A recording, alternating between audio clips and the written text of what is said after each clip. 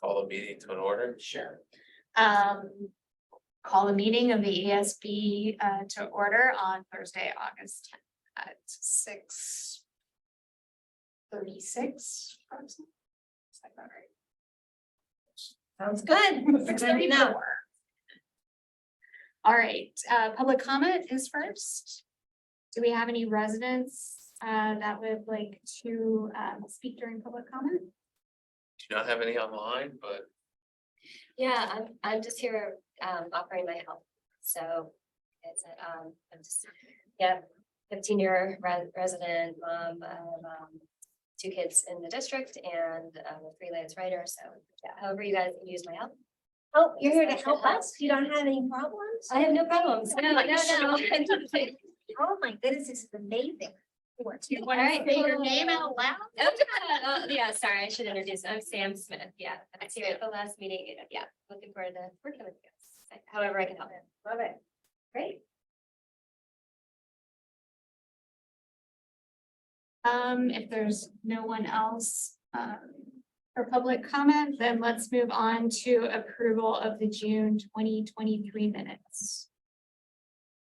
Yeah, it's Mr. July. Does anybody want to? Approve the June 2023 minutes. We need a second. second. I can approve it. Oh, we're good. We need to vote, Craig. Mhm. All right. Say all in favor. All in favor? Aye. Aye. Thanks, Tim. Do we have, I'm assuming we don't have a junior board member tonight. Okay, I think I think we're remembering from the June meeting, Felix is technically done now. Rolled off. We can invite them. Yeah, we could most certainly keep it, having come if you're interested, but I think now there's new applicants. Yes, so yeah, I could give that update. Felix is actually teaching a coding class at Absolute Value Tutoring for our, I guess, probably middle school crew age. He's one of the students there helping run that. And the commission reviewed and placed 2 junior commissioners. And we have several other highly qualified applicants that are interested in being placed for boards, but we haven't done the board placement yet. Okay. Usually we do the first step is like people are really applying for that junior commissioner position. We place those 2 people. They jumping ahead to my update. But if I have it here, Sarah Hudak and Katie Yang are the 2 junior commissioners for the 2023-2024 school year. And then we'll hopefully do the board placements next 2 weeks. Or the next meeting, we'll know if we have anyone. Would those people be different than the 2 names you just, Those 2 people are not gonna be our board okay, liaisons. And They you are already have- junior commissioners. Okay. We already have applicants, but I would say, do you think you have people that want to apply because it's new school year? I know.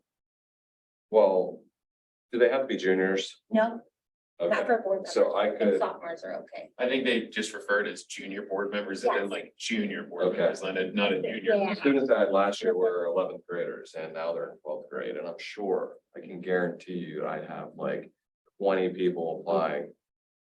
And it Within might an say- email that I send to these kids. That's how passionate some of these kids are. I could put a feeler out and Let me first, let's see.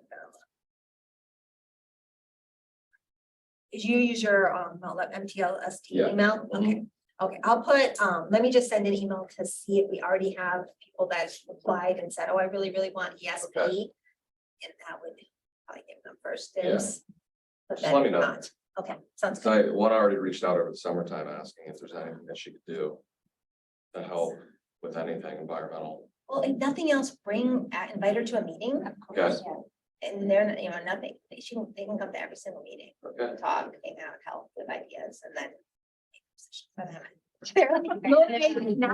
We'll make Yeah, something happen. yeah, my son is one of those that Yeah. did this class and did express interest too. So yeah, okay. Okay. My son didn't get here. He's 11th grader right now. Who- We're okay. We're, We'll talk. to you. but Scala or the other, Scalzo. yeah, Scala, yeah. Felix had him. He's great too. Yeah, people seem to really be happy. All right, school board liaison report, no, we're not here, so I think. She sent an email in our group, Oh, so I think whatever, get back to that. If anyone has any questions, I guess you can just. should we read it into the minutes or is it not? Um, Not what she? she did, yeah. Yeah, let's read it into the minutes just so.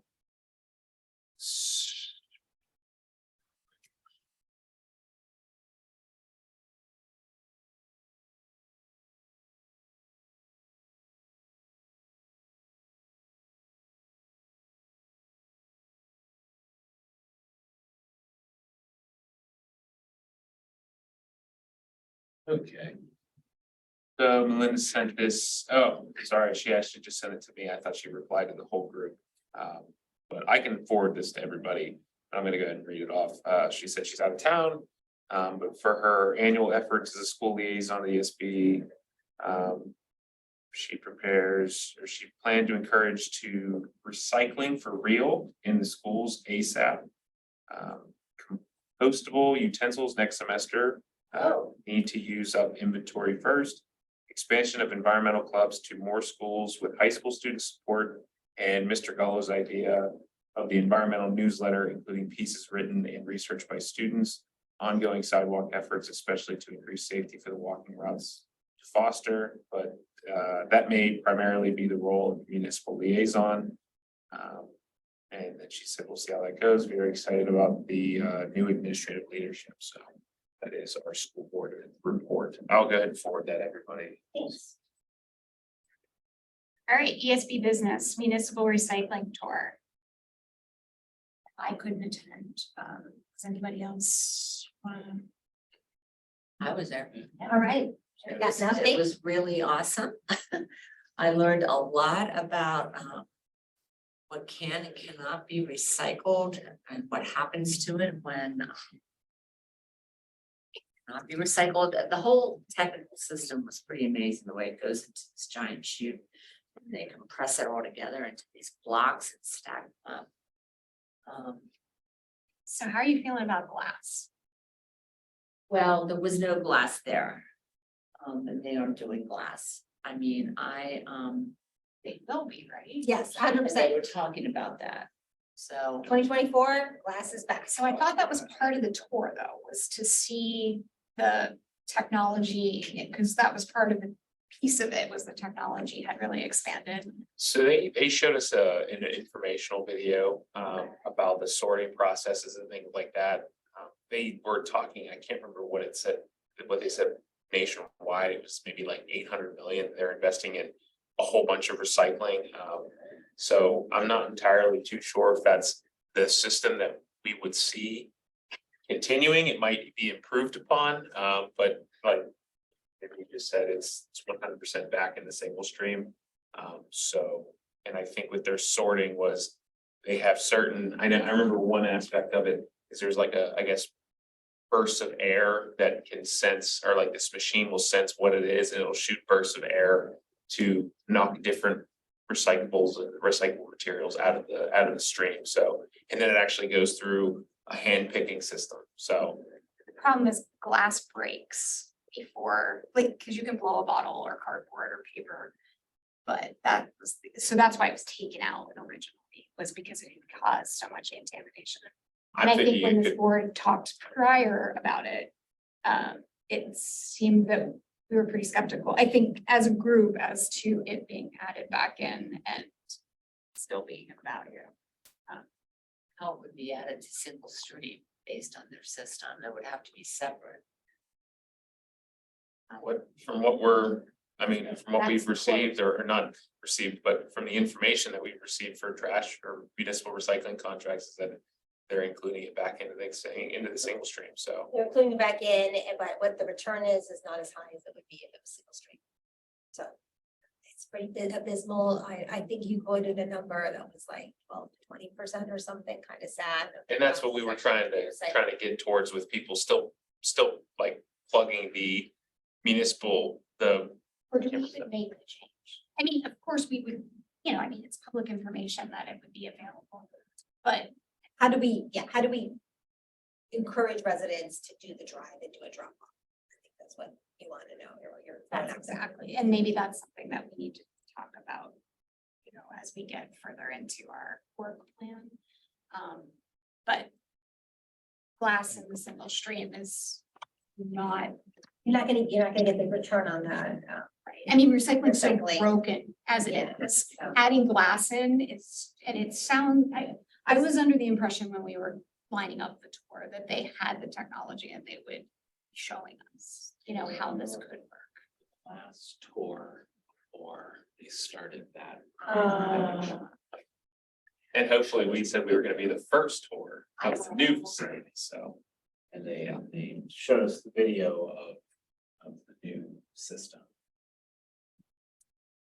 And when is that going in? I think they targeted.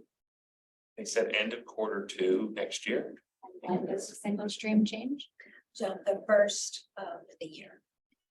And So their existing system will accommodate glass, but it comes out as kind of a mess. And we have It's, no idea how many residents actually are recycling glass at the existing drop sites, do we? well, you had gotten some I information, remember the tonnage. you but, talked but about. it was, we don't know from which. yeah, we don't know if exactly, because it's a multi-municipality. I mean, we could take a guess of a broad guess that it could be a third of that. It could be more just because we've pushed that out. I haven't seen much advertisement in different municipalities, so people might not know about it. So it's the weight that's not in the recyclables is how we were determining that, right? Like, we don't actually know that somebody's not just taking that spaghetti jar that would have gone in the recycling. And is just throwing it in the trash, right? We don't know that they're taking it to Michael Brothers or to Right, the we have drop. no way to Yeah, know yeah, that. the only way we were to measure that was to actually find out how much glass was in those drop-off locations, and that's what we measured, and that's what we were kind of going off of, is there was estimations from what Ian and I discussed, there was estimations on what they presume people are just throwing into the trash, and then what could possibly be recycled at these locations. And I know like the return, I think it was like a 97-point-something% recyclable rate just from Single those, stream. at those drop-off areas, because. And that's what we discussed before. Separate stream, Yeah, the separate. which makes no sense. What did I say that? Yeah. Well, you said I'm single, sorry. but Yes, I know what you dedicated, mean, but just Yeah. for the. Thank you. notes. Yeah. thank you, dedicated glass, yeah. You could say its own single stream, glass's own single stream, so it's very convoluted is a good word for it, but So it's much more efficient. it's much more efficient, and then I remember there was a memo that I wrote that, you know, something we could do with, on top of a newsletter, we could really put out there to sit there and say, hey, yes, glass is being accepted back into the recycling stream as of 2024. But to But- maximize your recycling efforts and things like that with glass, Don't do it. to take it to these drop I off mean, I- locations and. Yeah. And again, that was great that Michael Brothers is able to do that, you know, with no cost to us.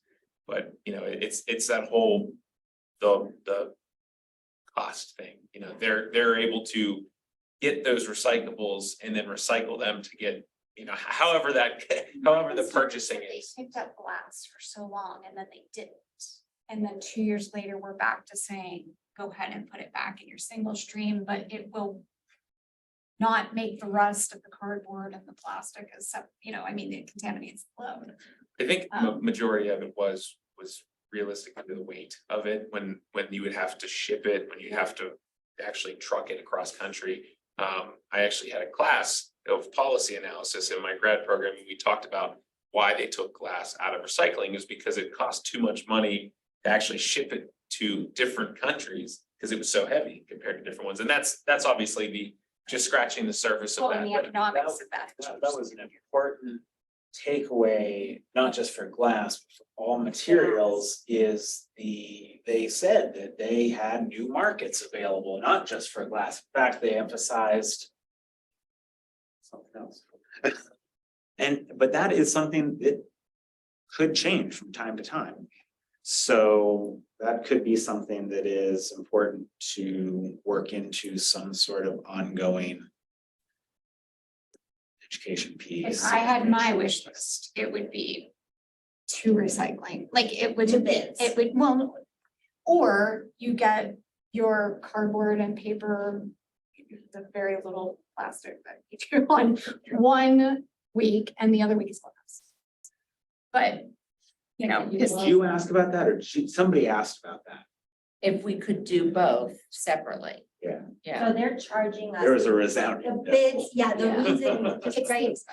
yeah, right now the bids that we receive, they're charging us per pickup of bin.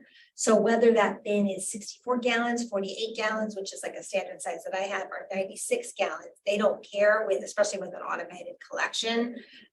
It's just the number of times they have to stop, dump that bin, then it becomes extremely expensive.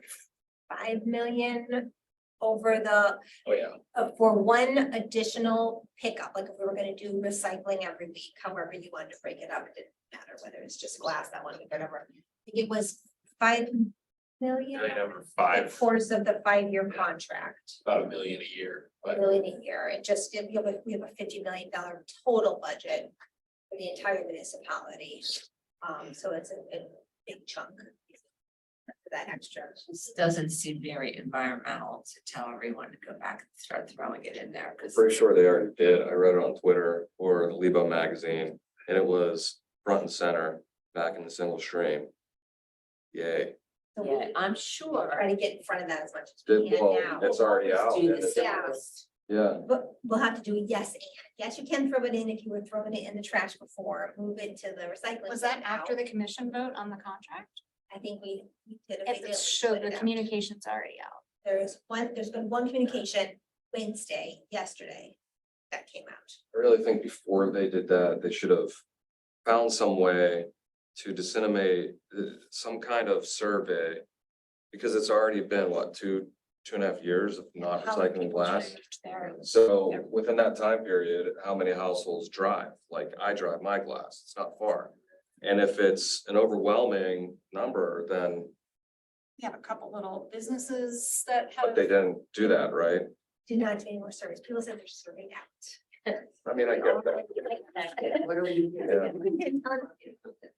But I think that we, I mean, a couple months ago, Ian said it's that memo, not everybody's here then, but said it's a memo saying, asking the ESB for help with the messaging around this piece. And he didn't pick it up, they didn't pick it up, but it's not, I think it's not 3-4 months before it actually goes into Yeah. effect. Anything is better than nothing as far as messaging. yeah, and I think, good. I was just gonna say, did the township have the ability to send out a survey by email, that you could just do a Google survey? We definitely can do surveys. Residents have said recently that they're surveyed out. With, Well, especially with the like comp plan surveys. and building off the comp plan was the Parks and Rec plan, and they're very surveyed out, but Yeah.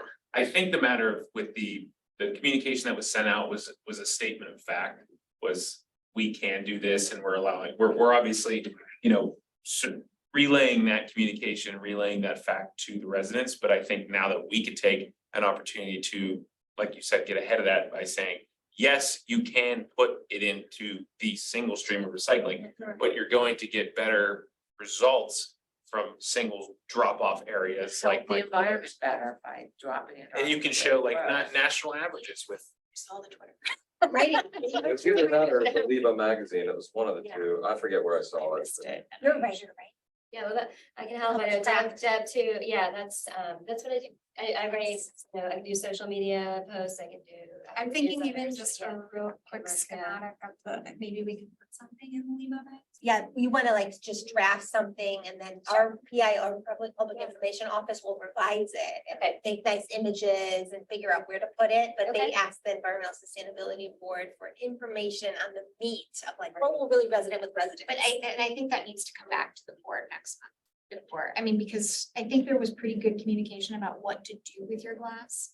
I think it should continue to mimic that. Because that messaging was pretty effective with the different options that are out there. Which come back to the board.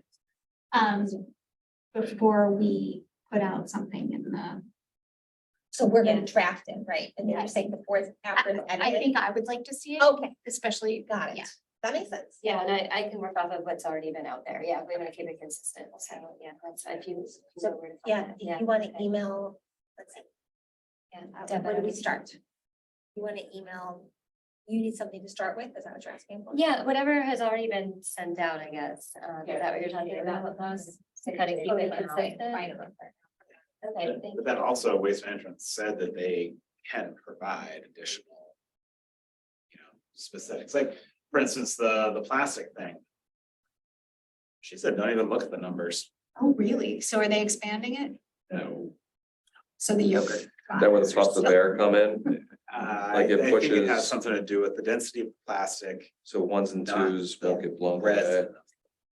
Got it. which But I did find that post, I was looking Oh, on awesome. Facebook, it's just the municipality, they posted about.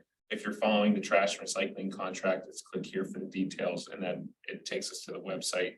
Where it's basically talking about what the commissioners voted on and things like that, at the meeting, so. But it does go into. You know. The glass, yeah, it says. Residents will be pleased to learn that curbside glass recycling is coming back starting in January. The bids allow for clear, brown, blue, and green glass that are food and beverage containers. Pyrex window glass were not accepted previously and still will not be accepted. However, Mount Lebanon will continue to operate drop-off location at Village Square near Kohl's, since that process does not result in glass mixing with other recyclable materials. It is a pure form of recycling, and more glass will ultimately be recycled. For that reason, we are still recommending residents use that site as well as the Michael Brothers site in order to ensure more glass is recovered. So right then and there, it's already talked about what we were doing. That's great. Yeah. And it is great, but I think Yeah. almost a recommendation would be, we could really jump off of that and build off it and say. Add some graphics and things like that where. You could take an old style Coca-Cola bottle and say, this is how much is recycled in drop off areas, and then you say, this is how much is recycled in, your curbside. So it's just something to get the wheels turning, Idea. so. How do we get that Stole that idea, information by the way. to you, that link? Just have each other. I can find it on, you said. It's on Facebook, yeah. Okay, It's on Facebook. okay. They posted a What day day ago, was so, it? a day ago, so. Yeah, I'll find it, thank you. And then if you want to make your suggestion, you can either send it to Greg or Greg Okay. and I, or the whole group, Yeah, whatever you no, want. ESP. Everybody. Yeah, ESB at Mount Lebanon MTL. .org. And Yeah, no, you're welcome. then my request after I see it from you will be after PIO makes it pretty and works and changes it, then it just comes back to us. And we'll get like, here's our impact. It's like. our impression. With a big glass. Don't do it. Don't put it at your curbs. Although it would hold down all of the garbage cans that flow around. Thinking of the plus side. Yeah, it's still not environmentally good. Okay. Does anybody else have any further segment for us, or leave that option? I think that really builds into the recycling and composting work group update, so. All right, 2023 work plan update, analyze air quality. So Bill emailed me 2 weeks ago to say that the Purple Air, the brand new modules that they need to replace out to fix them has been received. And he's asking the electrician, Jason Wilson, to install them. They're also talking to the school districts about how they want them installed.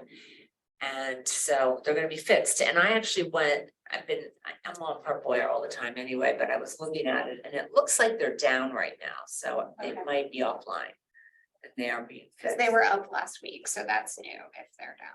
Yeah, I just didn't see the ones that were there before, but all the ones that are on there are pretty much the same, which is a good sign because these were off. I gotta say, I don't think when we put the purple air monitors in the municipality, we imagined we would be measuring Canadian wildfires. Yeah. They've been so helpful for Yeah. family. So I guess my question is, what is the next step for me now that this is resolved?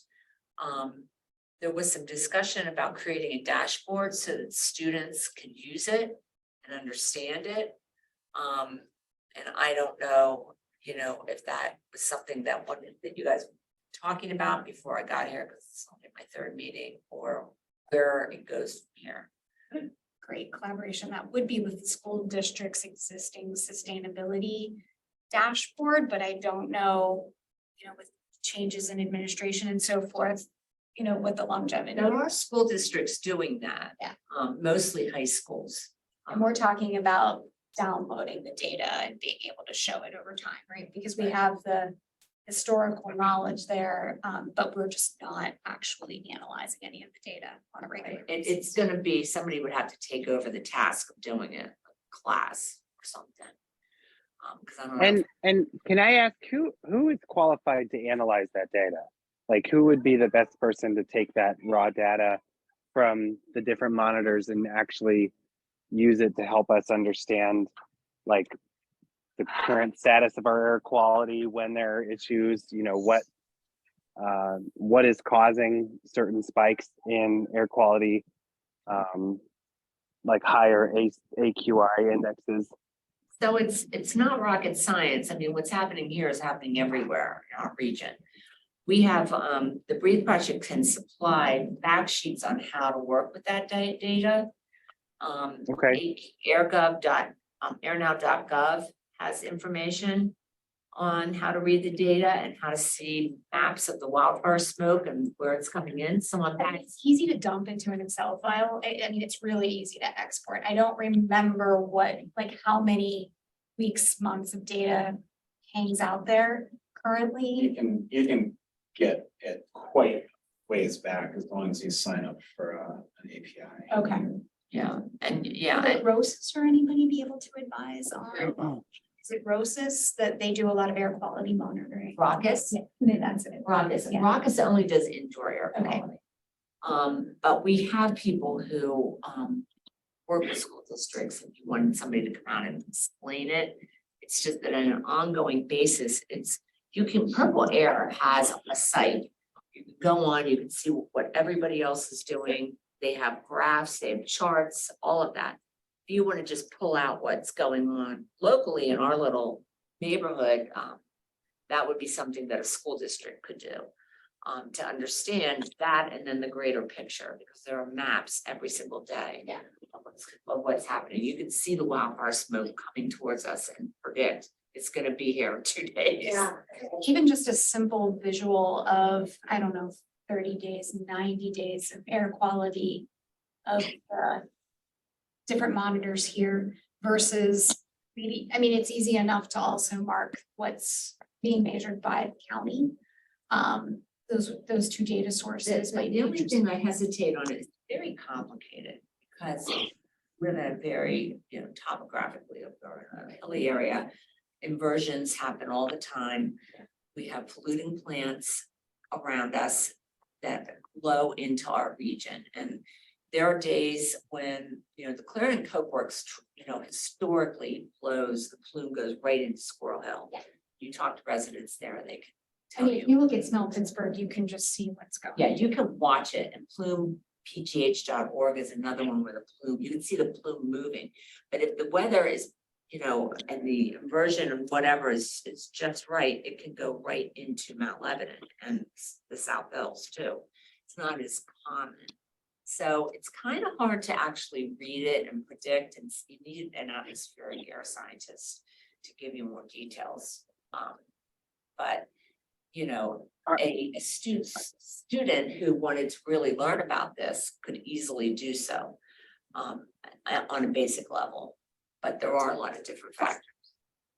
Are there trends that we can look at within that data to tell us anything about our own behavior, like our own Mount Lebanon behavior, as far as like idling cars during school days, or I don't know if there's anything that we can actually use, like from a Mount Lebanon standpoint versus, just kind of looking at things on a more macro level. Yeah, like Washington Road during, Yeah. high traffic times, during rush hours. Or You'd have to have a monitor right there next to the road, which I don't know if we have that. I think we have the municipal building, but it's pretty high. Right. So that actually would make a huge difference where it's located. How high it is versus. Weather, the vehicle traffic. local weather, there are a lot more factors that would go into it. So for instance, when one of my students used the county data for a project, it was a lot of statistics to try to figure out which pieces. Now, this was only particulate matter, and purple air is only particulate matter. And that is not the only Right. air quality Concern, yeah. concern. It is the biggest, but you know, like the regional circulation is gonna be so significant, especially when it comes to depending on where those monitors are mounted. How far would you say a monitor needs to be from a drop off lane to tell if? And I can imagine it's different than it is in January than it is in April as well, with idling cars and it goes.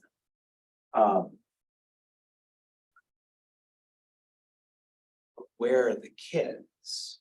Getting in now, That's- some of them, but most are in the building, yeah, Yeah, so I'm not, playground.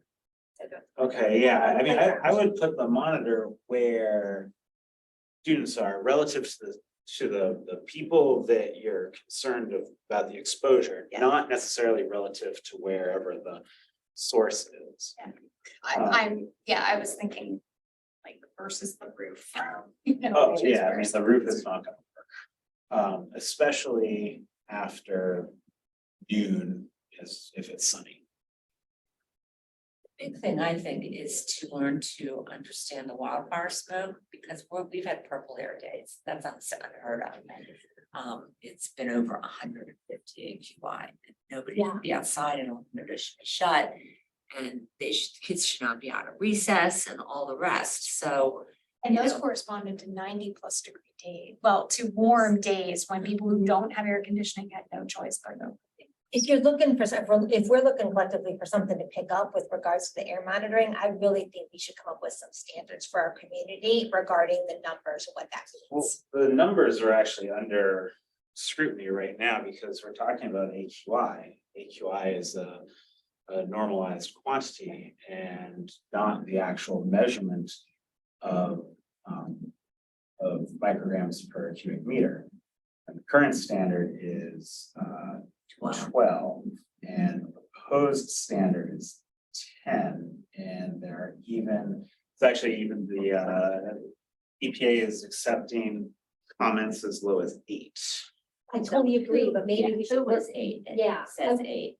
I mean, we could talk about that right World now. Health Organization says In the Yeah. meantime, we should work with what we have in our current monitors, but a parallel effort, be ready to adjust. Absolutely, look, I'll tell you, it would be a great educational piece to teach people how to read their air quality every Yes. day. And to say, oh, and by the way, you can see what's going on in your neighborhood because Mount Lebanon installed these monitors.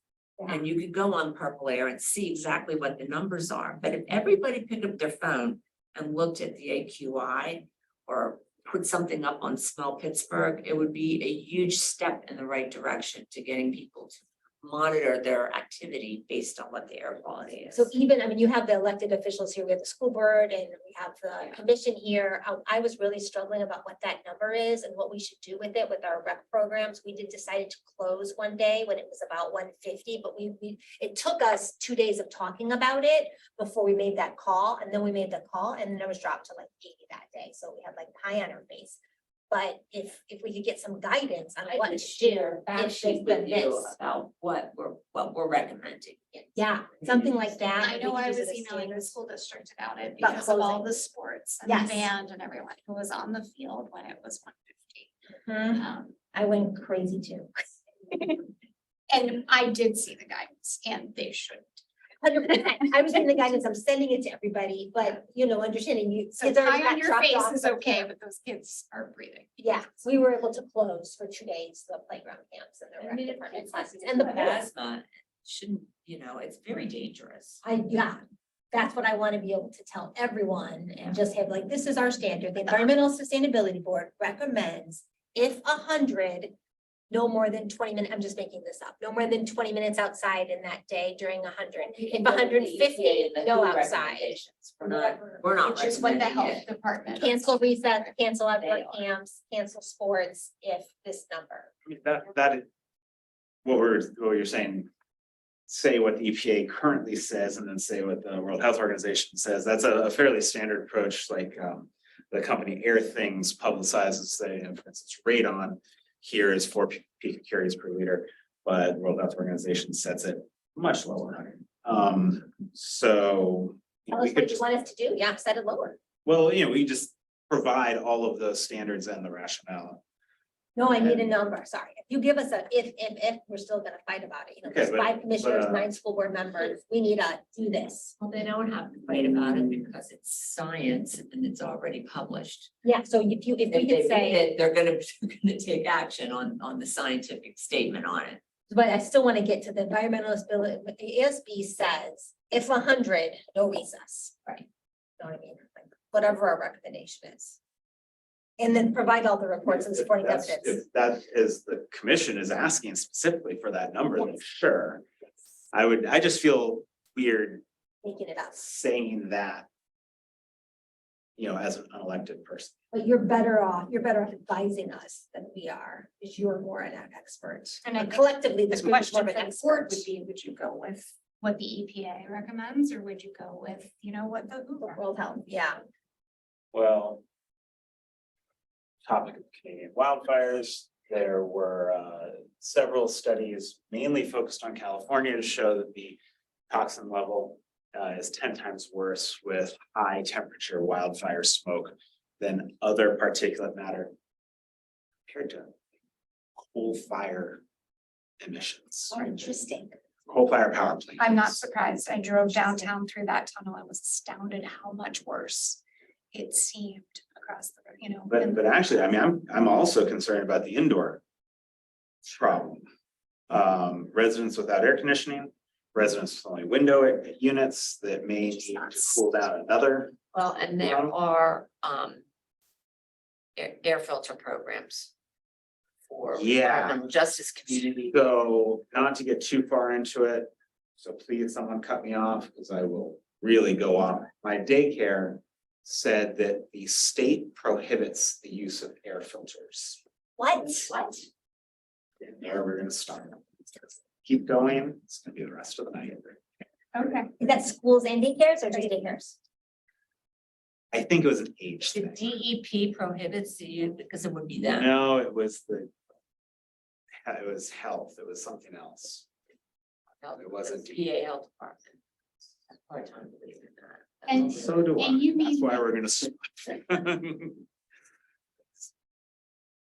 and you mean like individual units versus like better filters or something like that, right? Yeah, units, not air handlers, but air handlers aren't gonna Right. get as much because the dead zones. Okay, intake, output, no Right. circulation, no circulation, little circulation.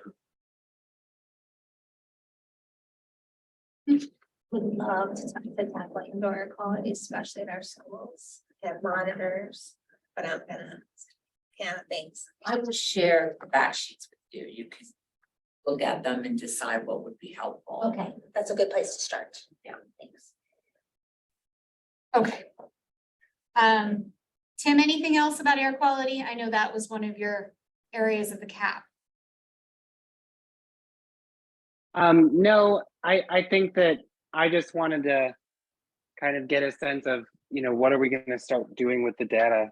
I think that the approach that we're taking about coming up with a number to recommend as like an actionable air quality index or particulate matter level is a good one, that we should actually start using the monitors for that purpose. And then otherwise, I think,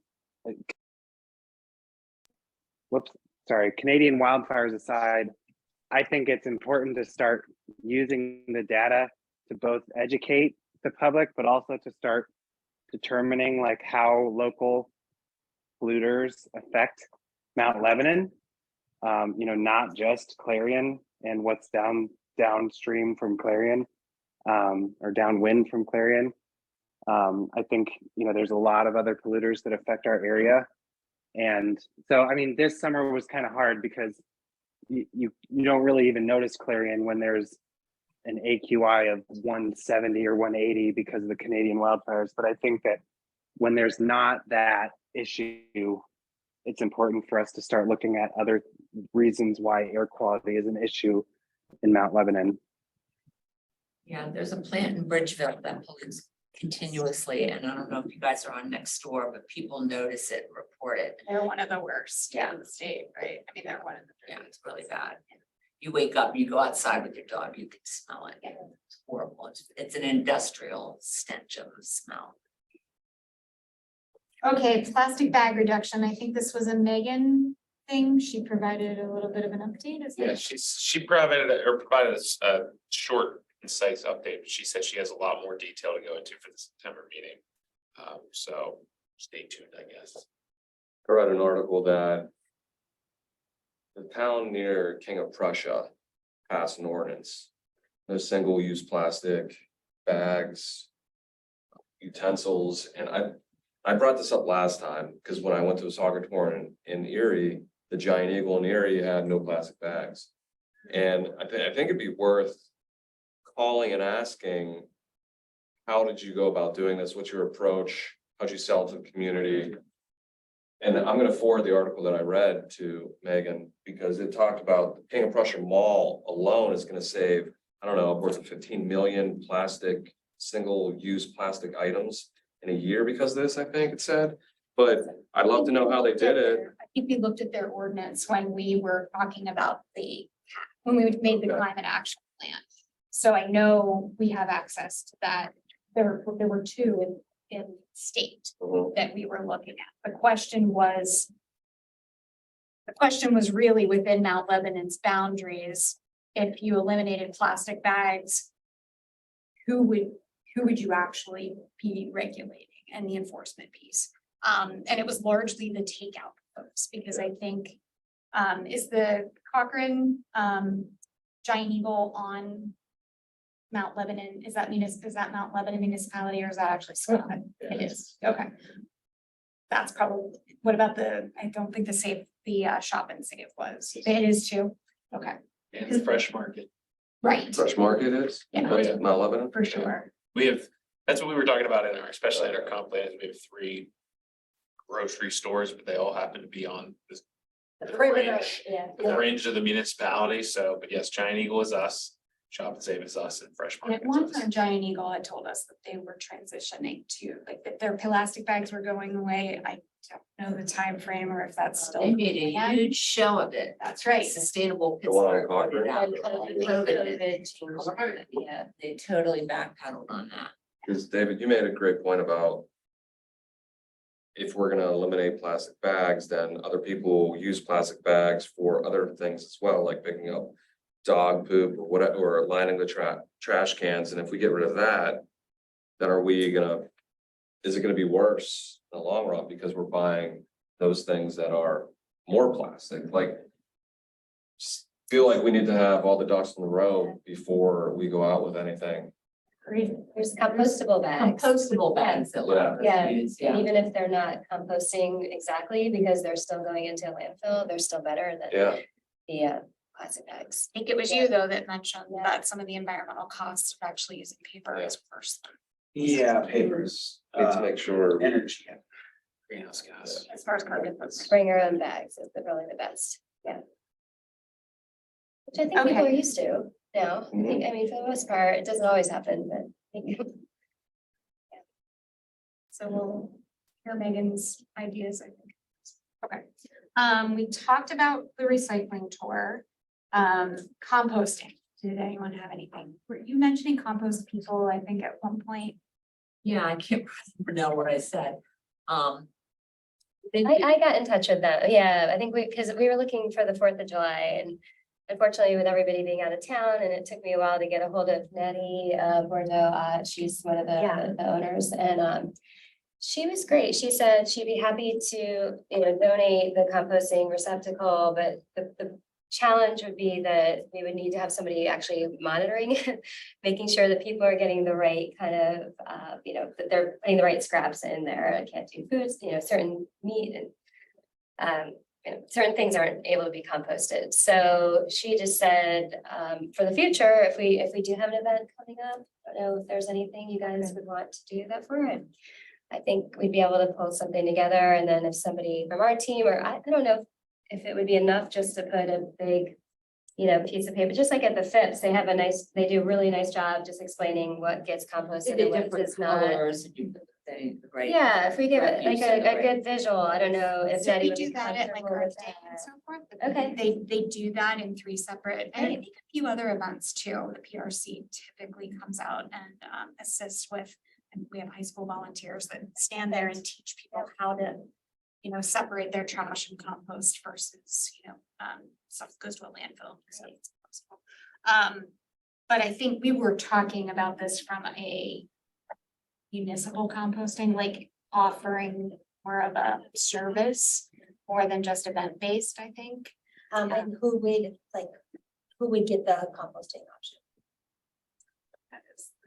Residents or businesses or just I mean, events? wouldn't it be amazing if just the business even would start Right, yeah, composting? Because households typically can compost if they want to. Not impossible, but expensive to pick up. That's what it's gonna be expensive to pick up, but not impossible. And then where composting occur as the next decision point. But that's, I agree that that's what it should be. I think that to bring a plan to the municipality, unless you want to take it on, we need a champion, like some ideas, like a well thought out I mean, I'm proposal. sure there are there are other communities that are doing this that we don't necessarily have to recreate Yeah. the wheel. So What I who- don't yeah. remember, Tim, do you remember in the climate action plan if we had a composting piece? And I should know that. It would have been in the waste reduction Yeah. section. Okay. I think for any idea that we could champion, someone's gonna do research, come up with a plan, like we did for sidewalk policy and some of the other issues we made some progress in. So it has to be either on our work plan or.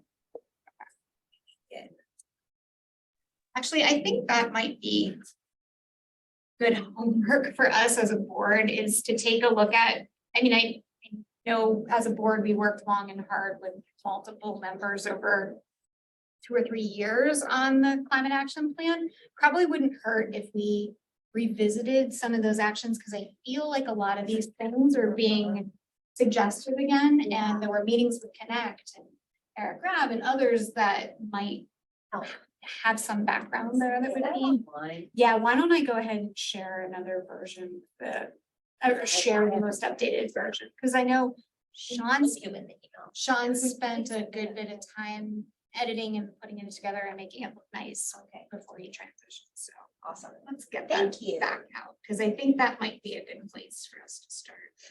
Nice. One thing that I know has started happening since the climate action plan was done is I know Mount Lebanon's working on a parks master plan for like the main park, Yes. including like all the tennis courts, all the basketball courts, all the, the actual playground, the grassy areas, the pool and the ice rink. And I think any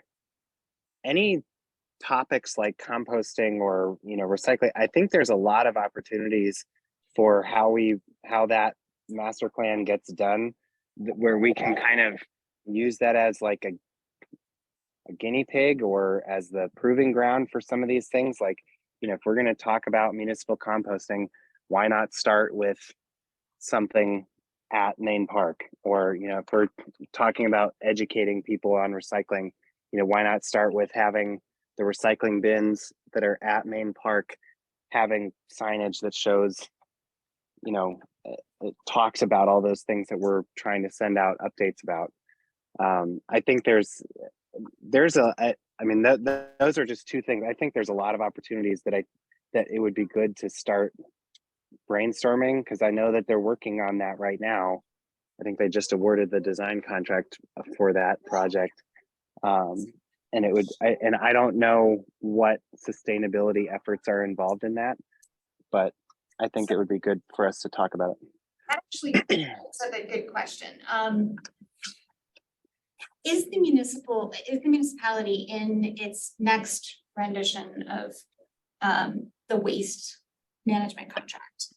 Yeah, I have a whole update on that. Okay, just a quick question though. The municipality itself, will it be recycling and I'm assuming compost isn't part of it, but will single stream recycling be part of them, like for municipal? But in this building In right this now, building. yes, we have recycling bins already. We'll continue to have Do that you service. recycle paper? Do they Yes. actually pick up paper? I loaded up, especially over the Cause I thought course of the that was CIP. not the Finish case. that up. I know it's not for much of I Washington. definitely heard a rumor Needs that to that be. wasn't the case, but I see bins. What was that? That we, in the past, we haven't recycled The paper. school district had bins for decades. I see it do it, yeah. That all we went do. to the Yeah. trash dumpster. So where it actually ends up. Yes, because they didn't have a contract for the actual pickup of the recycling. Yeah, I'll so just send that, an email right now, because I know, I was fix just it up. curious whether or not. Well, I can't say I'm sure. So at I'll the be sure, parks, if that recycling is there, I'm assuming it gets picked up separately, is it actually part of a recycling pickup? That's a good question, and it is very complicated on our side.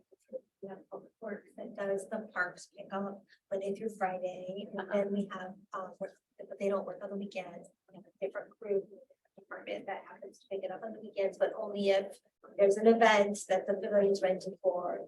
So it isn't like. So we should drop We don't there have tag. for- So there's a couple of questions. Follow it. Yeah, exactly, that's right, yeah, so it is a couple people to ask, and there might be.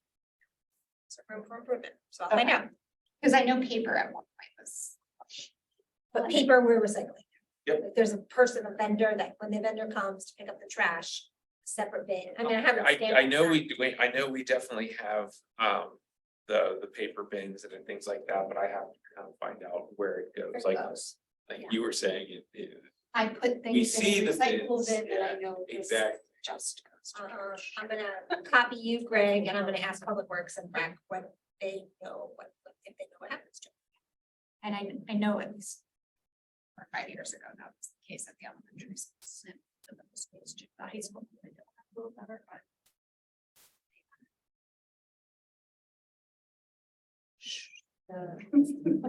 Anyways, okay. All right, so we'll take a bigger look at the composting piece too. Educational website content. I'm still at a crossroads on how to get the message out, what platform to get the message out, like. That's sort of the roadblock that I'm at right now, because the newsletter that I wrote last time, or in June. The people that I contacted in the municipality, I think you and I talked in length about.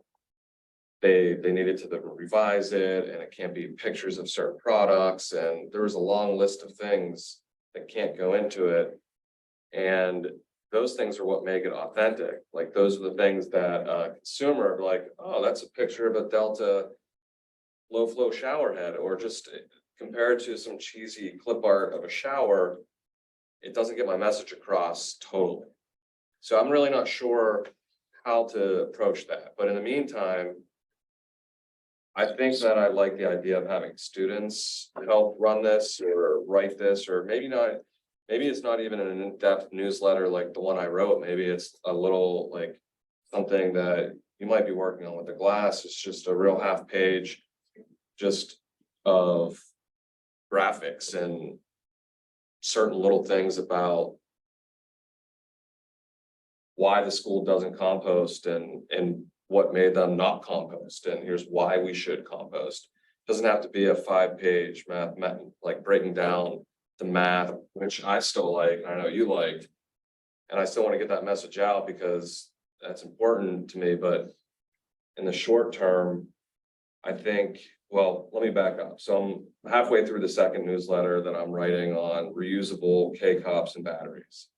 And knowing that I don't know how to get it out, I kind of stopped, and went on vacation, and we take all these trips, and it's just been chaotic.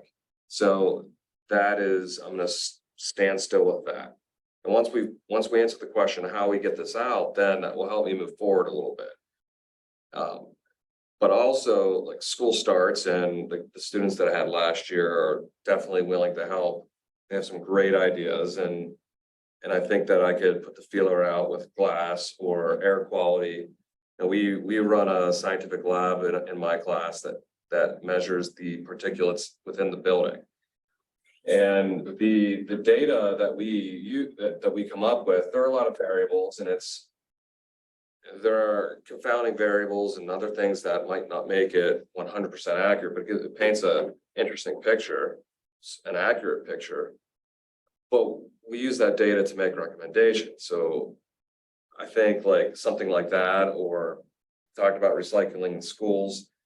One of my students recorded a custodian taking a blue recycling can and dumping it in the regular trash can. And they came to me with it and I went straight to the head of maintenance. Like, hey, what's going on with this? And he and I are friends, so I was able to be candid. And he goes, that's the student's fault right there. Like, what are you talking about? Well, they don't know how to recycle. It's not my custodian's job to pull out a banana peel out of the recycling can. So I think you as teachers should have some kind of education on what can and cannot be recycled, because that one banana peel contaminated the entire load. And it might make it seem like they're not recycling, but it's actually your fault. And that really like hit me hard. And that's when I started to talk about what goes in the blue bins in the high school. So that could be a newsletter, or that could be an initiative, not necessarily newsletter, but like, here's a printout that you tape on, that every teacher should tape on the wall, right above their blue recycling can. And students should be directed to read that before they throw something away. What to do with your sport. Yeah, Yeah. exactly. It's very relevant. Same thing happened at composting. We had this awesome composting situation at the high school, and students just got lazy and threw away non-compostable items. So the farm that we sent our compost stuff to rejected our compost because it was costing them money. And it's laziness, but also not knowing what to do. But yet there are signs right in front of the bin, what to compost, what not to compost. So I feel like the educational website content could be, it doesn't have to be limited to what I thought originally, newsletters. It could be snippets of information to help not just the school or not just the community, but like focusing on the school. Maybe that information might disseminate through them, through their families and through the community, but that's my thought moving forward. And I think with discussing with Laura and Ian about some ideas that snippets might actually help easier when if we were to put something out in the magazine, or if you put something out on the website, or put something out on Facebook Yeah. or social media, the snippets might be a little easier than, with the whole. Because again, the newsletter that you produced last time was, we talked about it, it was great. It's just something with it's a public document where we're producing it from a public source, so it has to be vetted. Yeah. Things like that, and then it, like you said, it kind of gets, it gets diluted a little bit, so, but yeah. In this school environment, we have this like really unique opportunity where there's 1,800 kids in the high school and they're a captive audience, and in this contained space that we can really control where those trash bins are, where those compost bins are, where those recycling bins are. At a school my kid attended in California when they were in 4th grade, they had 4th grade volunteers working in the lunchrooms at every single period, helping people. Here's the compost bin, here's the recycling bin, here's the trash bin, helping kind of people scrape it away, wearing rubber gloves, making sure it went in the right area. And then they took it to the next level, and then they started to measure the trash. They want to see a decrease over time. Here's how much compost is going in our garden. Here's how much we threw away for our garden. I don't know if that means something kids are able to do. I think that'd be great for the environmental club. Even just like 1 month of changing Yeah. behavior. Yeah. It doesn't have to be forever. Right. So Greg, will the ESB, I thought when the website was being overhauled, there would be a page or something for resources available. Because I think the school part's really important, but listening what's going on with the comp plan, knowing the relationship we've had with Connect. I am And- expecting bar and I offer speed. And all of the other Parks Board community groups that are also providing resources. So we do have a page currently right now, it's a sustainability page. Yes, It's under, I Yeah. think, departments and I'm then having a hard time finding Residents it. and then Residents. sustainability. and sustainability, yes. Residents sustainability. I think so, if you go to residents at the top right there. Oh. Click on that, it should be sustainability. There it Yep. is. And then that's something that we can post there where there's already stuff that's on there. Monitors, electric vehicle charging stations, climate action. Because I know plan. like people are very interested in what's happening in Bird Park. that might be a nice link to like the riparian, buffer project that's going on, or there's been some chatter about invasives and what to plant, what not to plant. That might be another good place for, so it's good to have newsletters, but I think it would also, because I know personally, like when I was looking at rain barrels, I went back and looked at a library event they did 5 years ago and all the resources that they had available. Mike's got a video. I know, but this was something that we had already done. And so that's, I guess, with the Pull those ESB, out of the archives. well, and with the ESB eventually dissolving into something, else or becoming a new. Right. It would be great to have some historical, not, some of those things easily at people's fingertips. So maybe I don't care about my glass right now, but in a few years when I drink more wine, I will, so that some of that stuff is easily makes sense. accessible and available. And it's That's definitely a lot easier now, like it took them 5 seconds to get to the sustainability page from the I front really page. had trouble and I'm really good at this. But now I would've it's, never it's known to more, go under it's resident. much more easier to, that's what we try to tailor to, because originally it was under departments and then it was under public works, and we talked about it, and I said, but the sustainability page should be more towards, it's not what staff is doing sustainable wise, it's more, what can we do for the residents, so they moved it under. That should be a great place for the purple air link. It's on Yeah, there. it's on, It's It's on here, So why- it's just that I yeah. couldn't find it. Okay. so that's what we're trying to get to, is this site that we have, this web page is much more customizable. Yeah. So with the old website Because I version, I think the guess it was- newsletters have great Sustainability should be its own department or whatever. Or just its own heading so people can find it quickly. Does it have to go under a department? We usually have those, so it's not under department right now, it's under residents, so there's the residents tab, there's the departments tab. There's the, if you go to the top left again, you click on the menu, it'll tell you the certain ones, yeah, we have about residents, parks and recreation departments.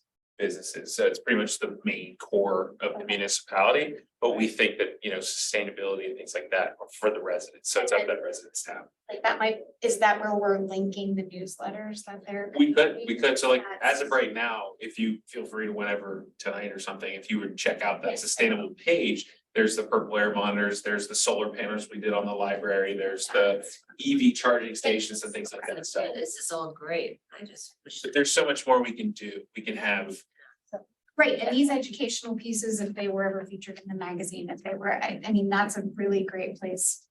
So that if somebody in 6 months moves here or is interested in the topic, they can find it. and what we were kind of. Full circle a little bit, when we talked about the glass recycling and the things we could put out to that, that's something that can go right on that page, Yeah. and it can stay there rather than. It's a resource, yeah. Sliding back through Facebook, well, what day do they post that? It's right there and it's housed on that website, so. So I just emailed everybody the link so that you have it in your email, but I think that like us talking about it is a good first step, but if we want to actually put it on the website, somebody's got to take it as an action item to make it happen. So I don't know, you want to write up some suggestions, or we all want to respond to my suggestions, or Greg's already write stuff down. Okay, so we need to read it. Forwarding emails to. Yeah, happy to help write the content for the website. too. Like, that's something I do too. Like, Yeah. I write website copy and Mike, we can work together too and make sure, if you want to keep your content intact from the newsletters and everything like that, we can work on that. But I'm Yeah. happy to take any of that information and Thanks. put the pages up. Yeah, The Public Information Office likes to control all the content that's on the website, but they're really happy to have our board start a draft. Yeah. Kind of give them input, and then they'll yeah, that makes perfect sense. change it, revise it. update it. Sure. Super Okay. helpful. Yeah, we can give them the meat. So, yeah, That's for the- absolutely. Yeah. Pictures of specific products, is it insufficient to put a disclaimer on, like I see on I thought of that too, yeah. so many websites and documents? Especially if We it's do not like a- endorse these products. Right. Yeah. an editorial Boilerplate. from a resident from the ESB board. I mean, that Yeah. seems to me like something we should be able to get Just be able to around. talk about your Delta low flow. Yeah. Yeah, I think, Right. yeah. You have a question? Can Can you endorse a product? No, can we put a disclaimer in Disclaimer, there yeah. saying that it's not an endorsement? There's gotta be a boilerplate. Because that's, I mean, that's Yeah, standard right. thing. I know the federal government does it. Yeah, we can't endorse a product, but can we say, put a disclaimer, we're not. We endorsing say this I product. was able to decrease my water usage in the shower with 2 teenagers in the household by Yes. 85% with my, Yes, like that. Yeah, but I mean, he's specifically asking about pictures, so I'm just saying. Yeah, adding a I think there's a way around disclaimer that. should be sufficient. Yeah. What, I could go through my email, but what's her name that the woman that was in charge of that? Laura. Yeah, Laura, that's it. I don't know. I got the feeling from her email back to me was like, there's a lot of red tape. Get something on You the website. probably should just go somewhere else. Get something on the website. Yeah, Or the if it's what specific. we're talking about. That was my feeling from her email is like, you might want to find somewhere else because there's so much red tape, it might not even be worth it to you. So I don't know what the answer, if that means the answer to your question would be no, be worth asking, but I'm not expecting. I don't know. We cannot endorse any vendors at all. Yeah. But products get tricky. It's where taxpayer money. But that's why there's like other websites that just people go to or link up or whatever. And Greg and I were talking, those are the people who are already committed. Like, we want to get the unconvinced. And if we go to Lebo Green, I'd love to see statistics that show how many people that are not environmentally friendly actually go to Lebo Green. But if we put everything there and then somehow link to their funnel people to there or some page Yeah. over there. Is that legal? Like on the ESB part of the website that you just sent us, to have Lebo Green, a link to that page? We do Or that other in things like that? situations. But there's a way to get around that. We do. Here's a partner affiliation. Okay, so my issue with that though is, and Lebo Green, Lebo Environmental team are fantastic, but it is. Again, it's kind of a message that the municipality, that we as a board want to provide education. To have to go to a volunteer group to maintain that information Yeah. seems. There's some things we can put on the website, Yeah. but we can't put products Yeah, and right. vendors on. So anytime we want to do that, we're. What if we're not, I mean, yeah. So is the simple suggestion of, I mean, because there's other options other than, that one low flow faucet. That's the one that might have been featured in that. And I think we could get, just by kind of breaking some of this stuff down, talking about disclaimers and things, if we kind of reword most of the text where it's just stating fact. Yeah. If you're stating fact by the numbers, you don't have to include a certain product that you use, but saying by utilizing.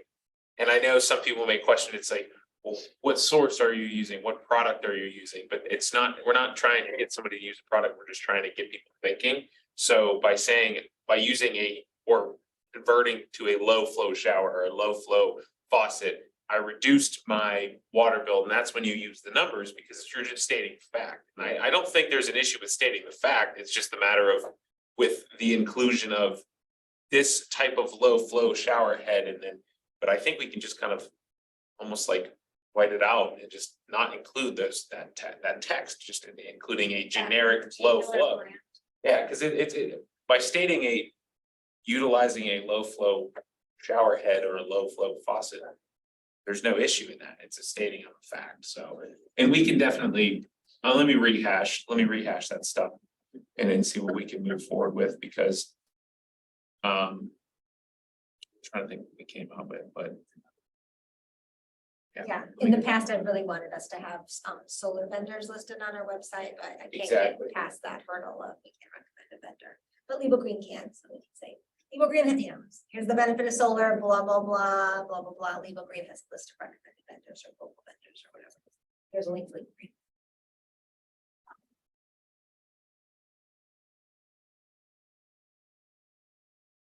Okay, stormwater ordinance. do you have the ability? Or did I? Oh, do you want? Oh, wait, that's right. It was Tim, not you. Sorry. Should be good.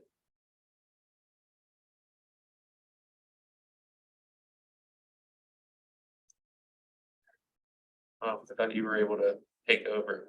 I can't override. Sorry. guess the almighty Zoom controller. Such power. By the way, this is a picture of a recycling bin that I took recently.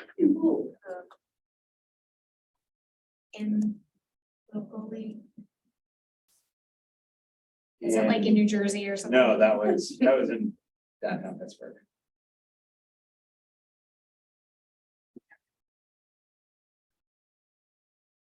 So I'm still working on building this out. The stormwater ordinance exists and it's great and it's progressive.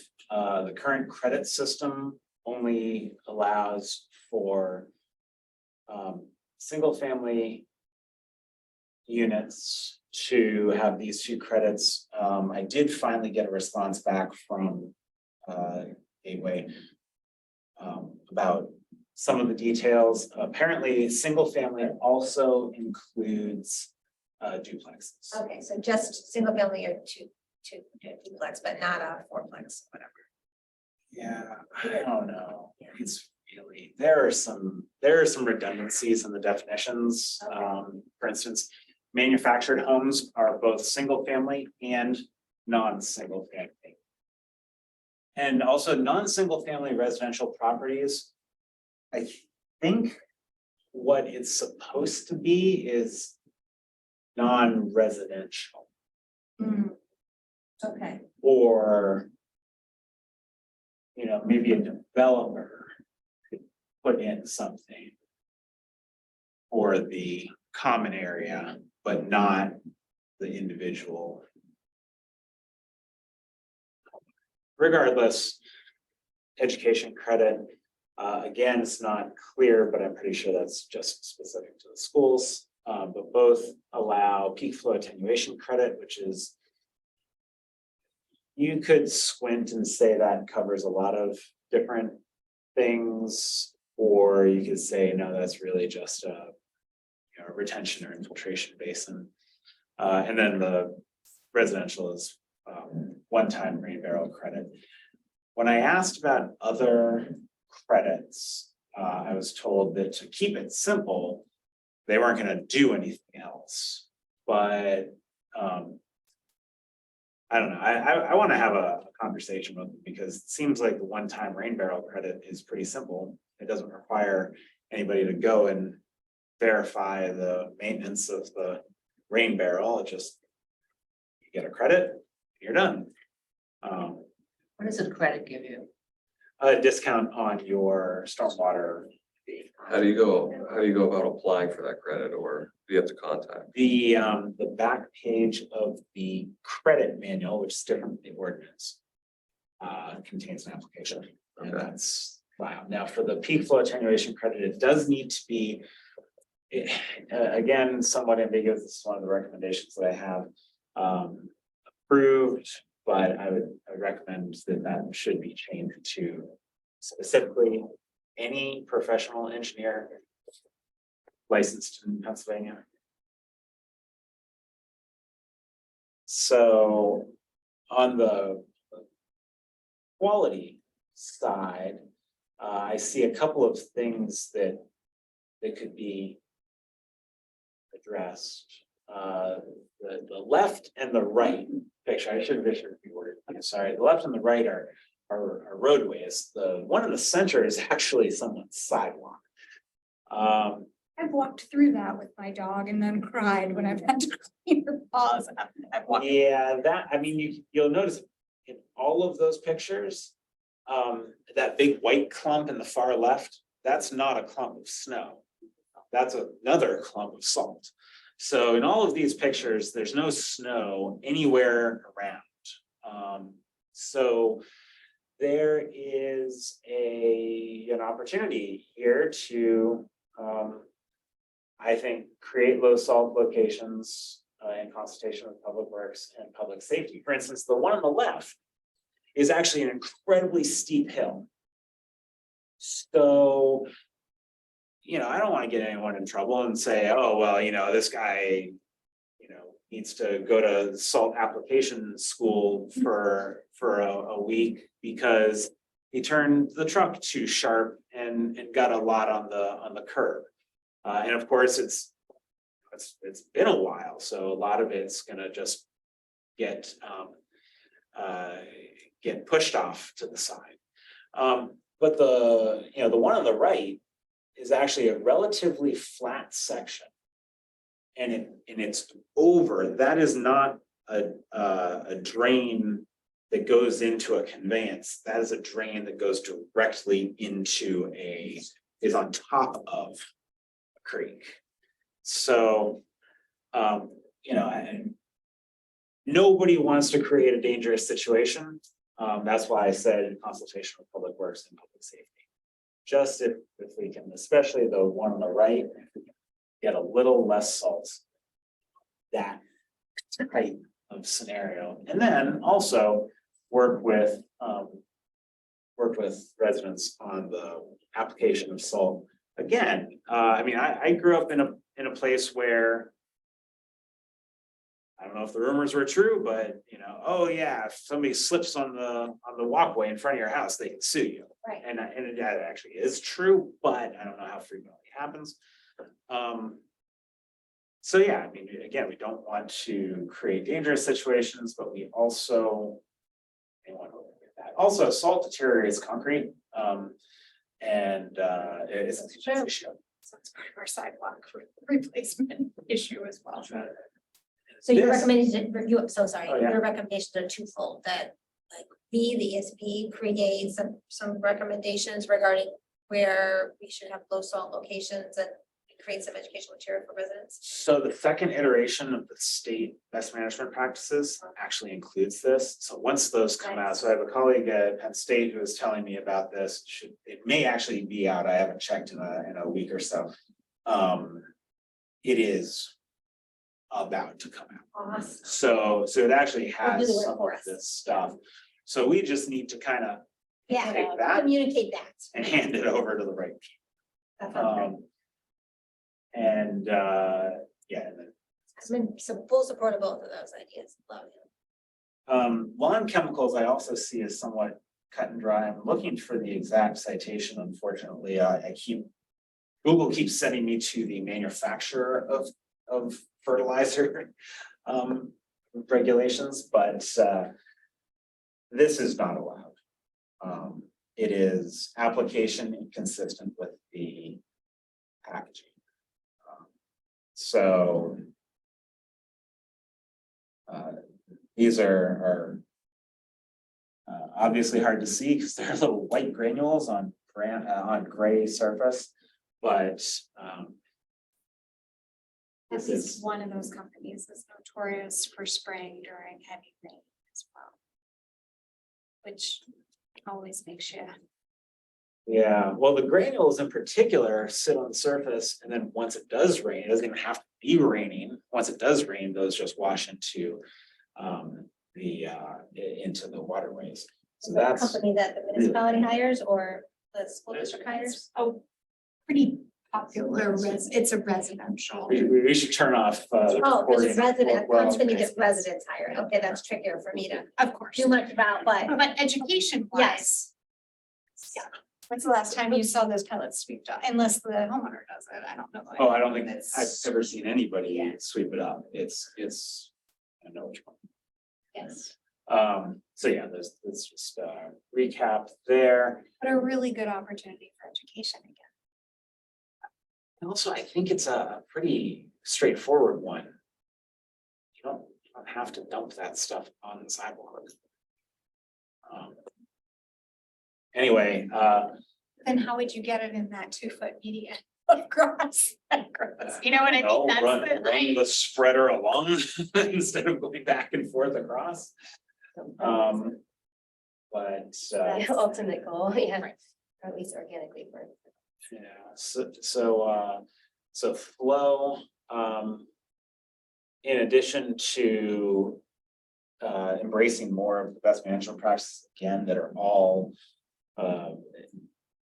expanded in the state BMP manual. This actually is also in that manual, is to end this. There is case law that says that this is not okay. the sidewalk Yeah, break, yeah. but it's something that the municipality offers. There's a form outside, like, Yeah, cool. yeah, it costs $25 and you can have your own little point source. Unpermitted point source. So that's probably. Okay, that's what I like that that's in the way. So, so I, in some ways, as far as the sidewalk policy goes, I think there are some things that could coincide, reduction of impermeable road surfaces. And one thing I was thinking of is, we have this stormwater fee system. Who pays for all the impermeable roads? Taxpayers, it's a huge cost, comes 3 million a year to resurface and.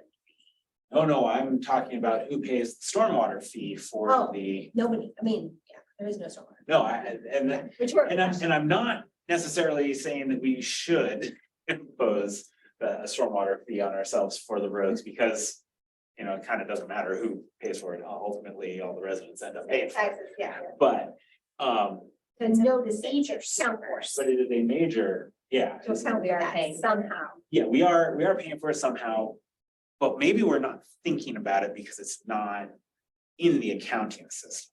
There is curbs and storm water, not on every road, there was not underground storm water, but the roads are generally feeding into the stormwater system. Yeah, I mean, they all Yeah, yeah, are. unlike, you know, if you build a driveway, it might not necessarily feed into the system unless. Right, Parking pad or. yeah, so that water is actually being channeled directly into Stormwater system. waterways.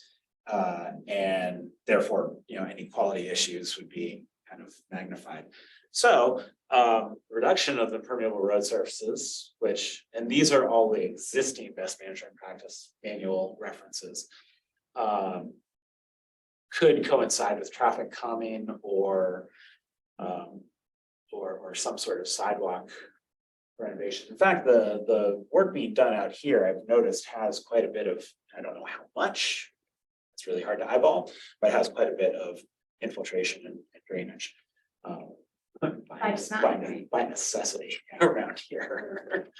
But permeable surfaces, which is in the BMP manual, but is excluded from our credit manual, and riparian buffer restoration, which may not be, again, I have this in municipal section.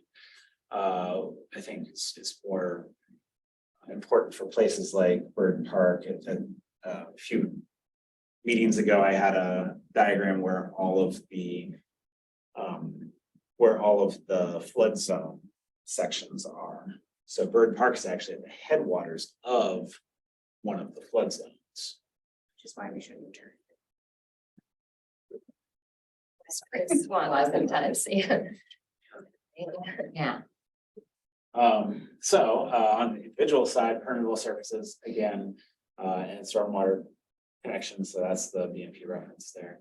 And then kind of this is not a numbered entry in the manual, but it's something that gets tossed around, adopt a drain program to make sure storm drains are kept clear.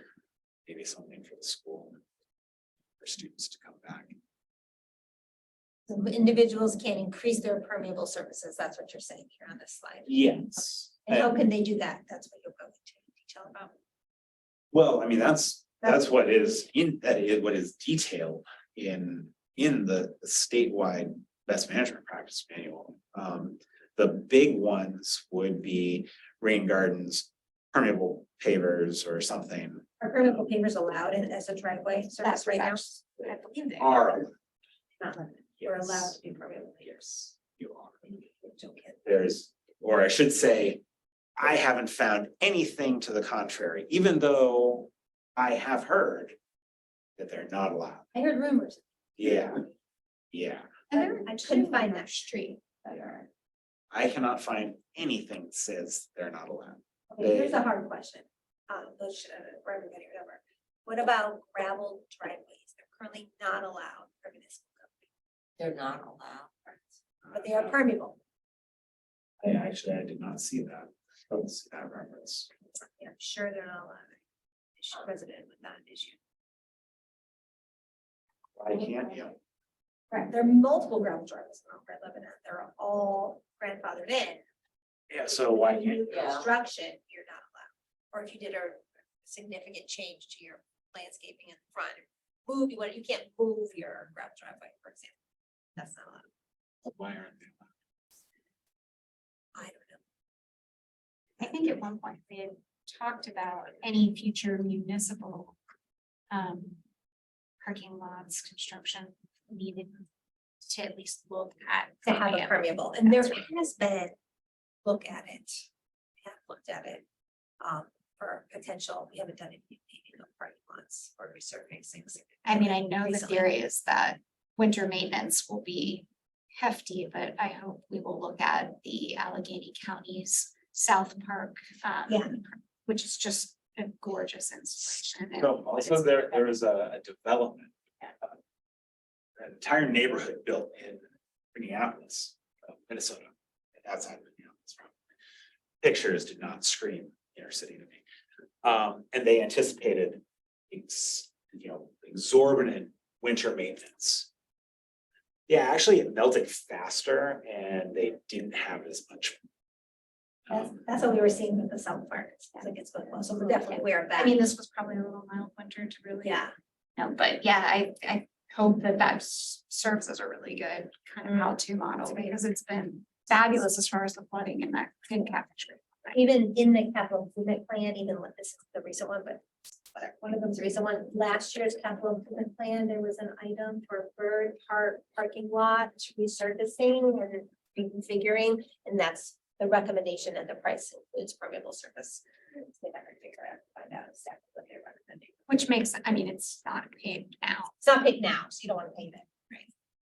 Makes sense. And then credits, I'd like to see all best management practices that are in the state manual adopted.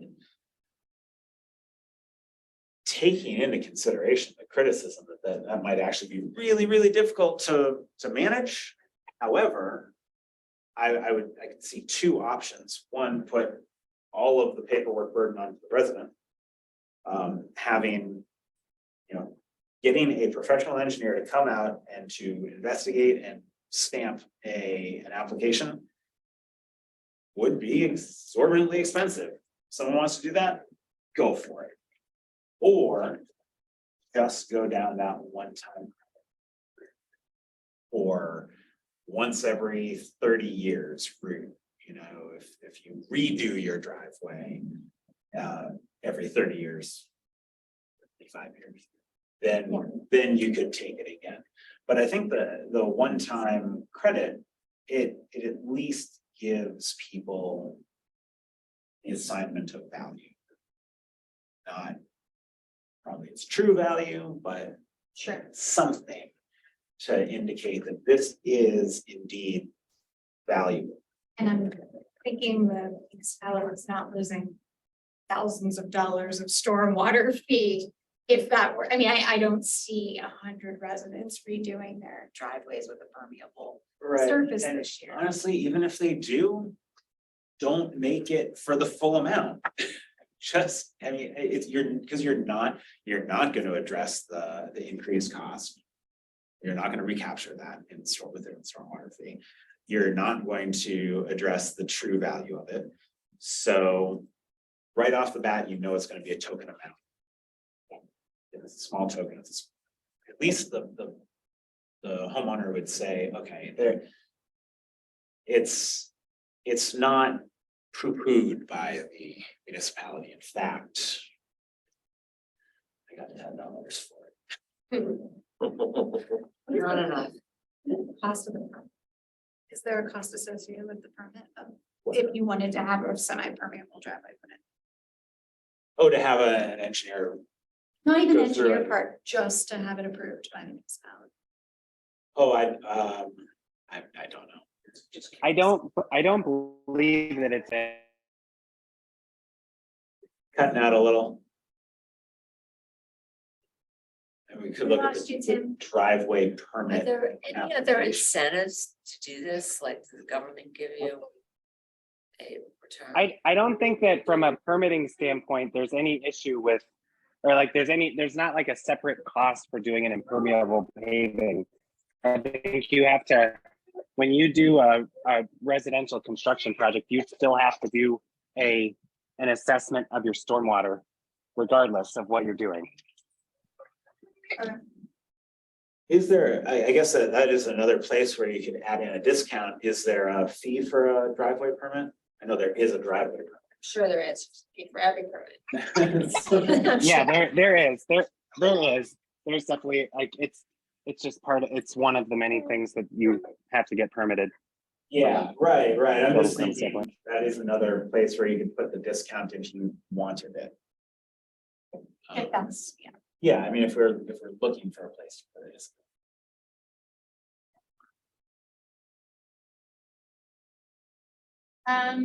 Tim, energy benchmarking?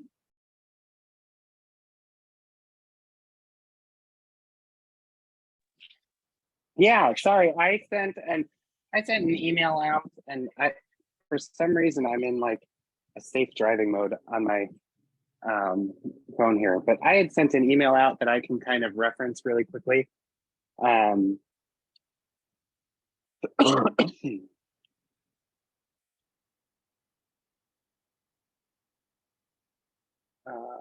see.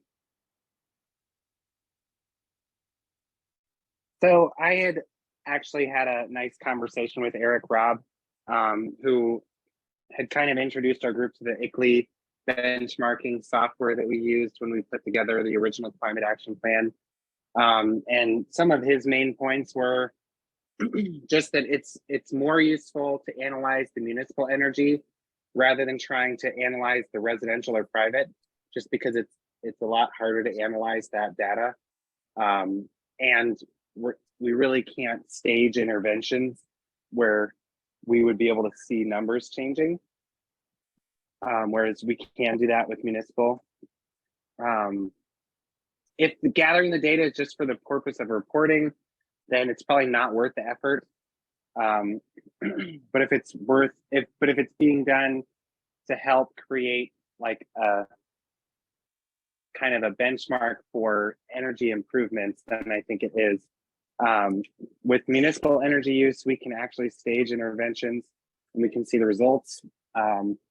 If there's a grant to analyze the data, then it's much more worthwhile to pursue. I have not looked into that, if there is a grant for analyzing the data. It's already written into the Mount Lebanon resolution to reduce energy usage of a building improvements by 3% every time they occur. So that's part of the reason I think it's helpful to do energy benchmarking is just, I have no idea how Mount Lebanon actually determines that. Like what criteria they use to determine that you're making a 3% energy improvement on building improvements. When it comes to doing government benchmarking or municipal benchmarking, it would actually be better to use the Energy Star portfolio instead of the ICLEI software.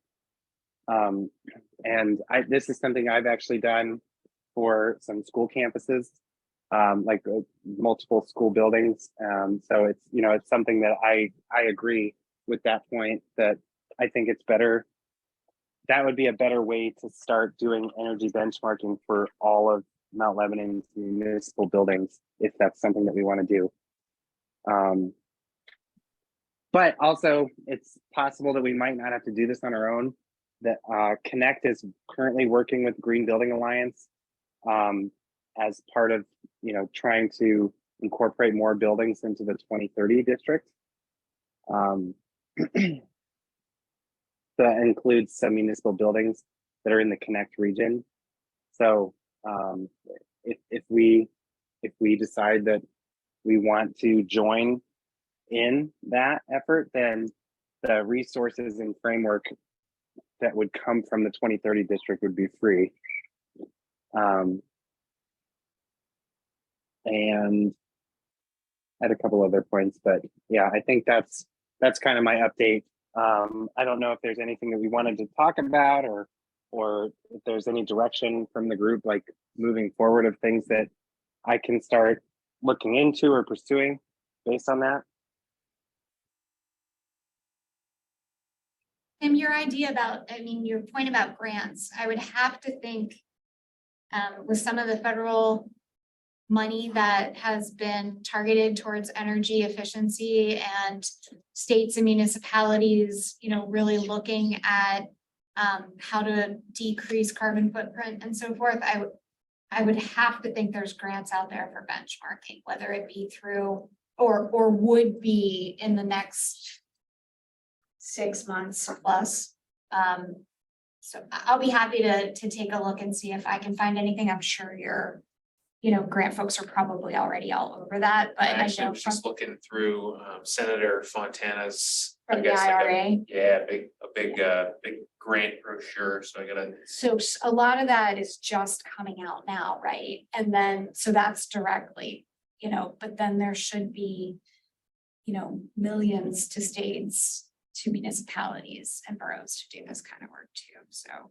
And I think that's still kind of to be determined. But yeah, I think it's really good to have this conversation now and be ready, you know, so it's great you're looking at that. Is it worth contacting the utility, like, do you guys have Duquesne Light for the municipality, or who's the power suppress? I didn't know if it was people or who your electric was. I know West Penn has some of the area. Is it worth working with Duquesne Light at all on some of that? I would think they would have quite a bit of that data. yeah.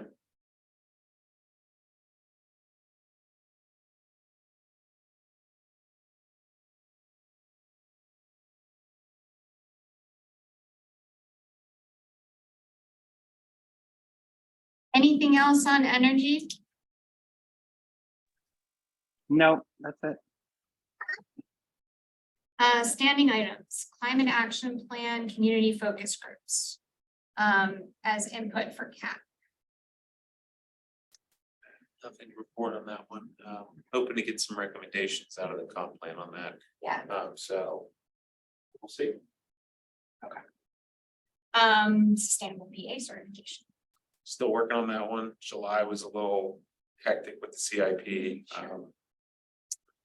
So we're looking at keep pushing that forward. A lot of criteria to go through, so, but going for gold. Awesome. Comp plan or the comprehensive plan. I'm guessing you probably have an update, Mindy. I don't know, I'm sorry, Okay. not on that project. That's just, it's going forward. They're I was looking actually in at, that last meeting. And wanted to report back. So that was actually a June meeting. We missed July for this, right? it was June 26th. That's, yeah, so. They actually pivoted pretty quickly. The group that's really driving that process was even out last week at Uptown Unveiled, surveying people and talking to them at a booth, trying to get more information. Some of the projects that they're looking for input on are the use of the south garage, in the right direction. And the lot surrounding it, like, so there's a bigger footprint than just the garage. Yes, just as a reference, Yeah. the parking lot, we have the municipal service lot just over the hillside here. We own obviously the south garage and that, so we were thinking there's a larger area that we could do things with, so. But as per the report, the south garage will need some attention here in the next coming years. So They're really looking at some input on mixed use, everything from retail. I think they had kind of mocked up some, you know, retail with some additional space and even potential like gardens on top, you know, kind of more green building with, of course, parking. But there was a lot of there was a lot of conversation in the room about what that might look like, and now they've taken it kind of to residents to get input. Whether, you know, would it be part of a rec used for recreational purposes and library, were just some of the thoughts that had been thrown around. Retail, a grocery store. Green space seemed to be a kind of thing that was coming back at it. But the idea was that it definitely be, something that is planned long-term for future that's more than just parking. They also talked a lot about the future of solid waste, which we talked about a little bit here from the recycling. And the contract has been approved, but there's definitely kind of an onus years out to think about the future of trash in Mount Lebanon and recycling as a side. You only got 2 bidders, was the? Yeah, for the- Yeah, go ahead. Go right ahead. since I brought it. Yeah, so there was a lot of talk about waste. There's a lot of talk about how multiple communities are really stuck with this. Yeah. I was just at St. Clair and got fearful about this yesterday too. They were very unhappy with The options that were available, right? Yes, so we'll come back to solid waste, but they were talking also about Washington Road and kind of re-envisioning what that looks like. From trees to facades to the, carway to zoning, pedestrian use, bike use, mixed use. So that was also part of it, I think. Oh, the one other thing that was notable was they were talking about Cedar Boulevard and how, Washington Road, changing it from a 4-lane would need to, maybe be more pedestrian or bike friendly is a state road, but Cedar is municipal. So that's something that might be tackled as a pilot program a little sooner than later. So, great. You want to go ahead on? Yeah, I love all The those. solid. I am familiar on all those topics, and I wasn't. Yeah. A lot about all those recurring themes. So the solid waste contract that you guys were been a part of, or we've had conversations for the past several, at least a year now. We only received 2 bidders. This was a huge contract, and we went out to bid with multiple neighboring municipalities, from Elizabeth to Bethel Park, as part of SHACOG, and we were really disappointed to have only 2 bidders respond. We were not, and we were also disappointed on the prices, although we weren't surprised. We were seeing all the signs that the prices for both trash and recycling for various reasons are going up. So, given the 2 options that we had, which are Waste Management, that's who our current carrier is, and Westmoreland, we needed to decide who to enter into a 5-year contract with. And just jump right to the chase. We chose Westmoreland after a discussion. Not very heated discussion yesterday, but there were a lot of behind the scenes questions that the commission and staff had for both of the vendors. And for kind of each other for our financial side as well. So Westmoreland is offering a service that will appear somewhat similar to what residents are used to right now. And Waste Management was offering a automated collection, which would require all of the trash to be in a single bin and all of the recycling to be in a separate and single bin. They were offering the residents, Westmoreland was not providing an automated option at this point in time. So if we're looking at the lowest price bidders, the prices were somewhat similar for the automated collection from Waste Management as they were from Westmoreland. Westmoreland was a little bit cheaper. But we were allowed to choose either option because they were very different service offerings, very different experiences with very different trade-offs. The trade-offs with going with an automated collection, the pro, I think, my opinion of pro would be it starts to train our residents to move towards managing their waste in a different way and really be conscious about what they are throwing away and what they are recycling. However, they were limiting us to 1 bin. They would allow a very large bin, a 96-gallon bin, Which you can fit 5 bodies. But that's okay. yeah. You probably have a Ginormous bin. 48 or 64 at home. We have 48s at home. A large bin is a 64. And a lot of residents reached out to me and complained that even the 64 is hard to manage. They could not personally manage a 96 bin. They don't have room in their garage or the side of the house for a 96 bin. So the size of that container. Now, all residents would be given within a couple months after we tried the option to downsize but you wouldn't get a discount for that. You just would have less trash and less recycling that you're allowed. So ultimately, one of the reasons I chose Westmoreland, I didn't like either. Nobody liked either. They're both expensive and neither of them are where we want to go. But you do have the unlimited recycling still with Westmoreland, and you don't have to use their bin. Use with however you recycle now, they'll continue to collect because they're not using the automated collection, they're doing bin collection. And then the same thing with trash. They are limiting it to 15 bags. What's in a bag? How big of a bag? They're not paying a lot of attention to. So I think it'll occur to the residents somewhat similar to it is there is a limit that's more than our current limit for trash. And they're also limiting the bulk waste to one pickup, one item per month. But Years ago is never gonna happen here. well, I think that brings me to the next step. So that's our offering. We're gonna go with Westmoreland. That'll be a 5-year contract. It'll look somewhat similar to what we have now, but it's gonna cost more. How are we gonna pay for it? That's gonna be the next point of discussion.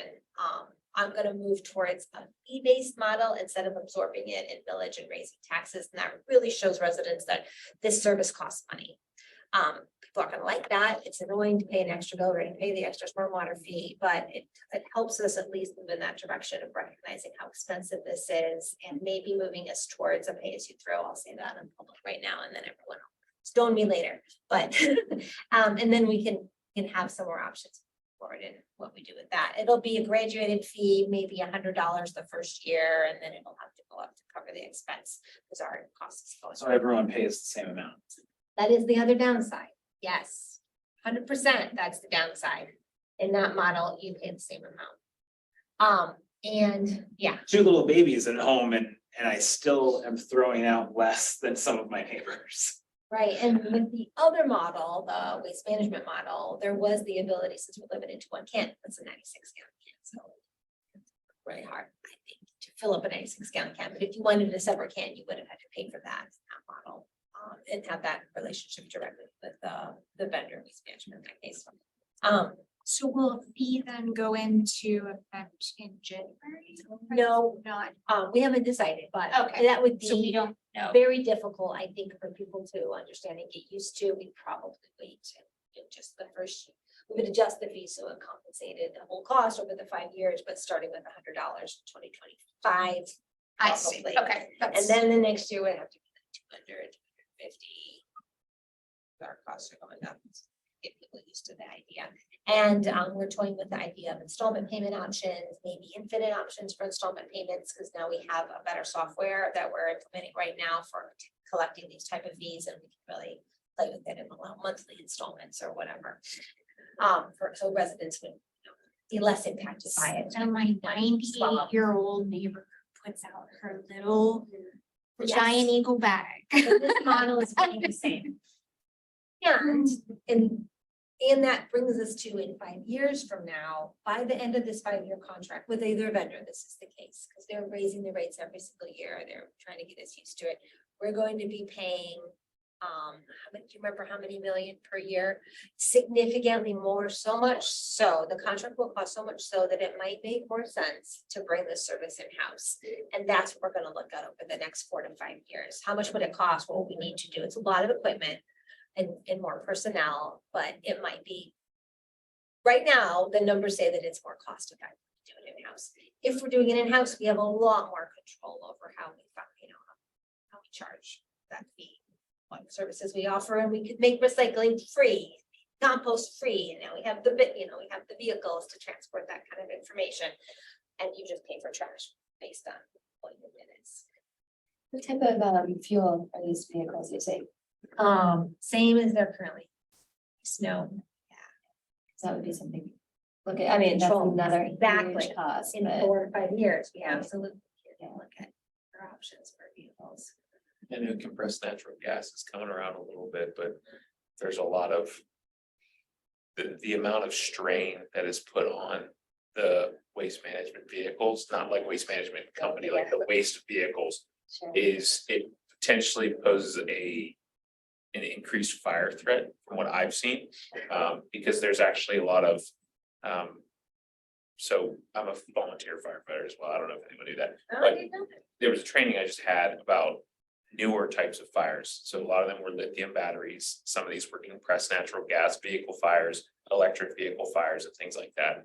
And the compressed natural gas, you have a compressed flammable ignition. So it's pretty much a bomb that could go off. So I have seen that, but that's something that you look at. You look at over the next 4 or 5 years is what's the technology gonna look like? But that's something that we always take. I know that's one good thing that I know staff and the commission does, is they look at things thoroughly and from all angles. So it won't just be a cost thing, it'll be a public safety thing, it'll be a customer service thing, so it'll be interesting. It'll be interesting to see. So among the other communities, did they go, like, did they choose, they went with West? No, they're choosing different models. A lot of them are choosing Westmont, some of them are choosing West Management. Customer service complaints, similar. And Republic didn't even, yeah. And that was a huge surprise. Yeah, Republic didn't bid. Competition is real good. And the recycling facility tour that you did, it's regardless of who delivers it, right? That's a good question, actually. Yeah, so if we're changing recyclers and. I Yeah. thought it was waste management It facility. was waste management facility, but I remember, I think I asked the question of, do they take third party recycling? So, Where is Westmont? yeah, that's, I'm just gonna ask Ian and copy you on that right now. And Ian confirmed that permeable pavers are allowed for dry wet materials.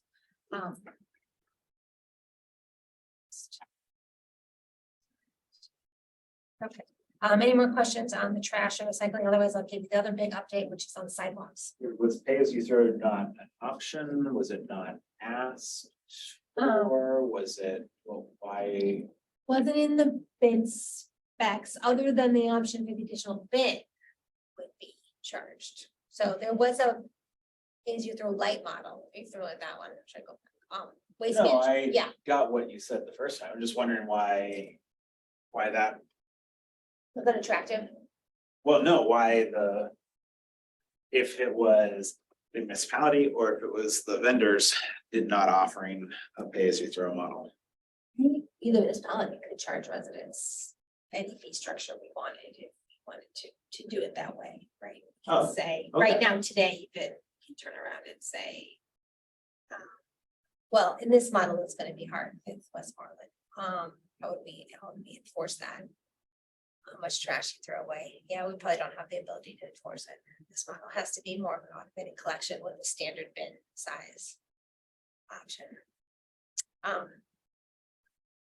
Though waste management option was, they were charging for an additional bin for trash and recycling. And you can't opt out of the service, obviously. Like opt out of trash. Absolutely, we could have opted out of trash. No, I mean like for a single resident, Oh, like for somebody who really, I mean, there are. Everybody would hear, but there are people that truly go like zero. So I was even Yeah. thinking about like right, grandma's house that nobody's living in or whatever is, I mean, are you still paying the trash fees? there are multi-building units that are not part of this contract. So there is a way to not participate Yeah, okay. right now. What that would look like, you know? But it doesn't, I think, is it duplex or fourplex, that it's not included, one of those is not included, they have to go commercial separate. We don't cover that, quad. yeah, why it's quad. not included. Don't quote me on that. Duplex is included for sure, I just wasn't sure if the fourplexes. It's considered commercial. It's not great news, but we're moving towards the fee. Push people. Hey, everyone, I apologize. I have to jump off.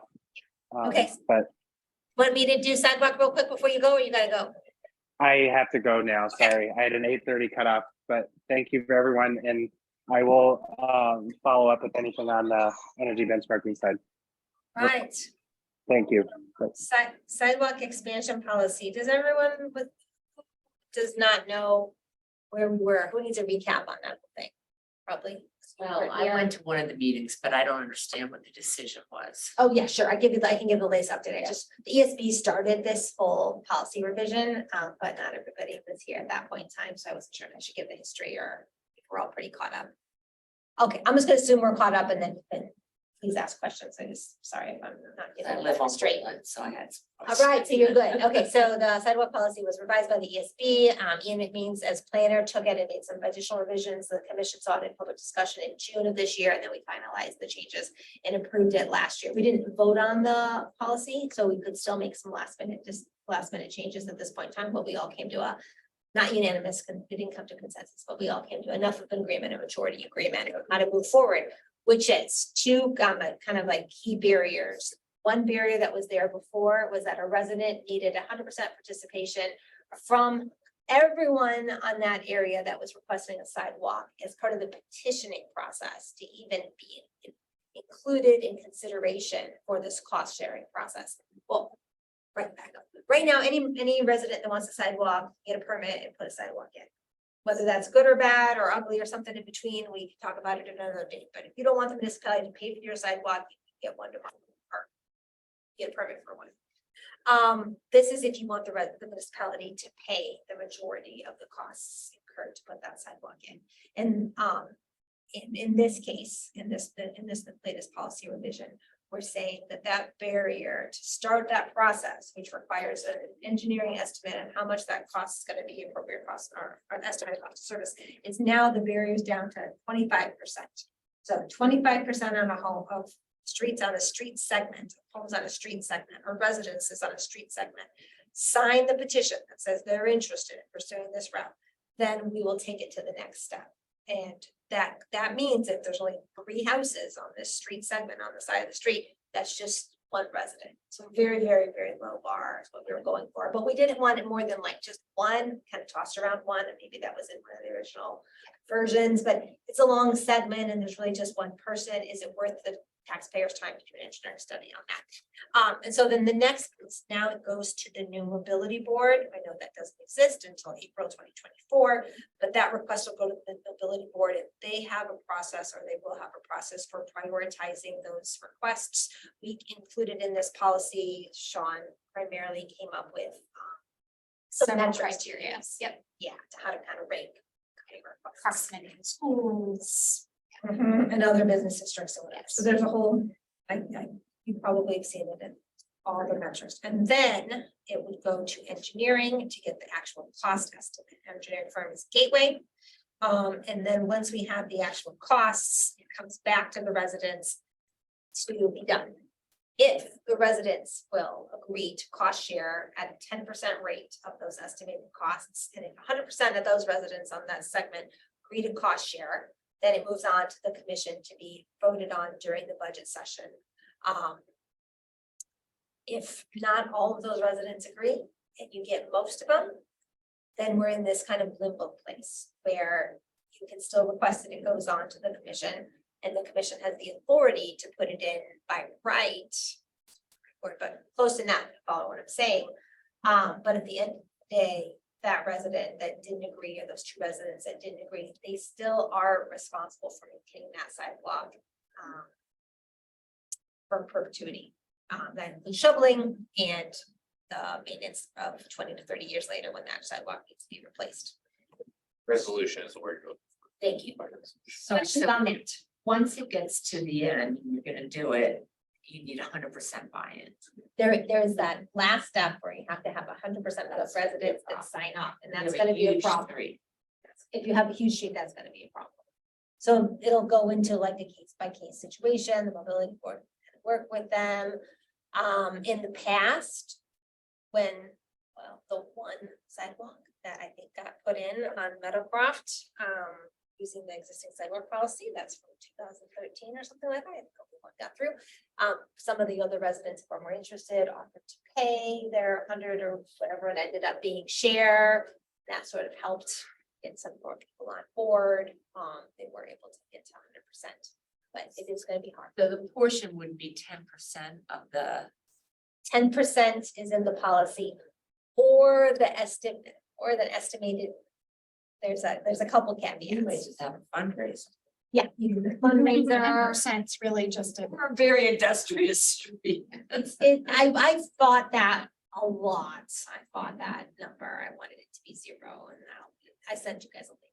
You'll see that. I fought at this discussion and then the June discussion as well. I like it to be 0, but some others. 10% of the cost of what it would cost to put in on The your entire site. property, Um, not the whole thing. Right. So. it's 10% of just in front of your own house. So Yeah. that's your own thing. Which at municipal rates, because we had our sidewalks redone in our neighborhood and I had a few in front of my house that technically didn't need to be replaced because of the trees that I elected to have replaced anyways because the municipality was doing them. And the rate is so reasonable. It is reasonable, but it's not 0. It's So not, for some people are just would maybe don't want a sidewalk anyway, and it will be a thing, but Okay. hopefully the residents can help through it, work through it. There'll also be a payment plan offered over 3 years, and that'll transfer with the. so it should make getting a sidewalk and connecting sidewalks easier. I think that we could probably figure out a way to do this somehow. But how long will this whole process take? And probably a year, I mean, but it's better than infinite like it is now. Which honestly, as a walking district, and Woodland's the perfect example. Yeah. And it really just, to think of your entire street as needing all of those residents. If you were getting a permit for a block party, Yeah. would it be everyone on that street?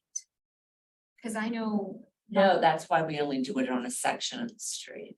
So that, Where all the why wouldn't it younger all be children the same? walk. So why would sidewalks be a higher bar? I don't understand what? that. So for a long street, right, would we need 100% buy-in? You could do a big segment of it though. Yeah, Knock off of each segment.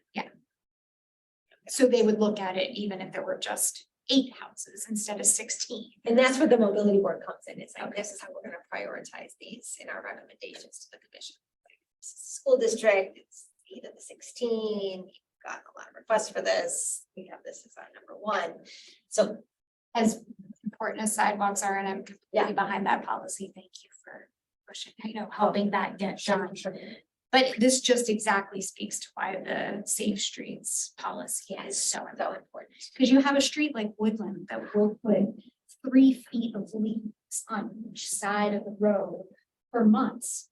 But yet we won't You know, move the people driving walking lanes over. dogs and little children and cars going too fast. So in parallel, Woodland was one of the 6 streets that was approved for an engineering study immediately.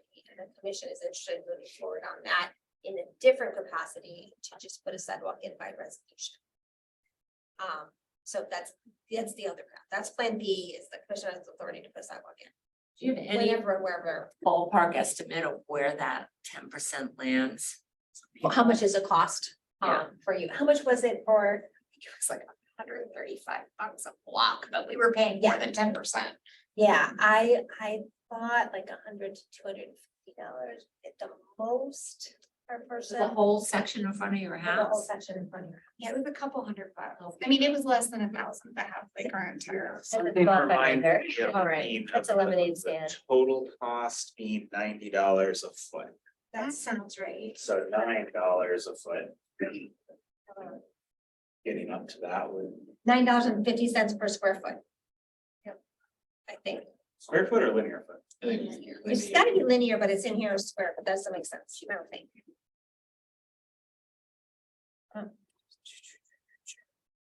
When I asked, it was a couple $100 at most, that's. what people paid. Unless you had a corner and it was really big, yeah. I don't like that, but that's the way it is rated. Maybe we'll get a lot of complaints about it. Change it. Hey, if too many people want to put in sidewalks, that would be. That's right, we can do fundraisers for them. Yeah, Yes, for see, real. help For sure. fundraise for A sidewalks. GoFundMe. Yeah. For That's right. Woodland. We got a big corner lot, needs a big sidewalk. Yeah, I'll tell you, lemonade stands, we get a lot of money these days. Let the kids do it. Anything else? That's the 2 big ones. All right. Thank you. New business? All right, let's adjourn. Anybody want to do? Yep, second. Awesome. Thank you, everybody. Thank you. Very quick motion. Like just conversation.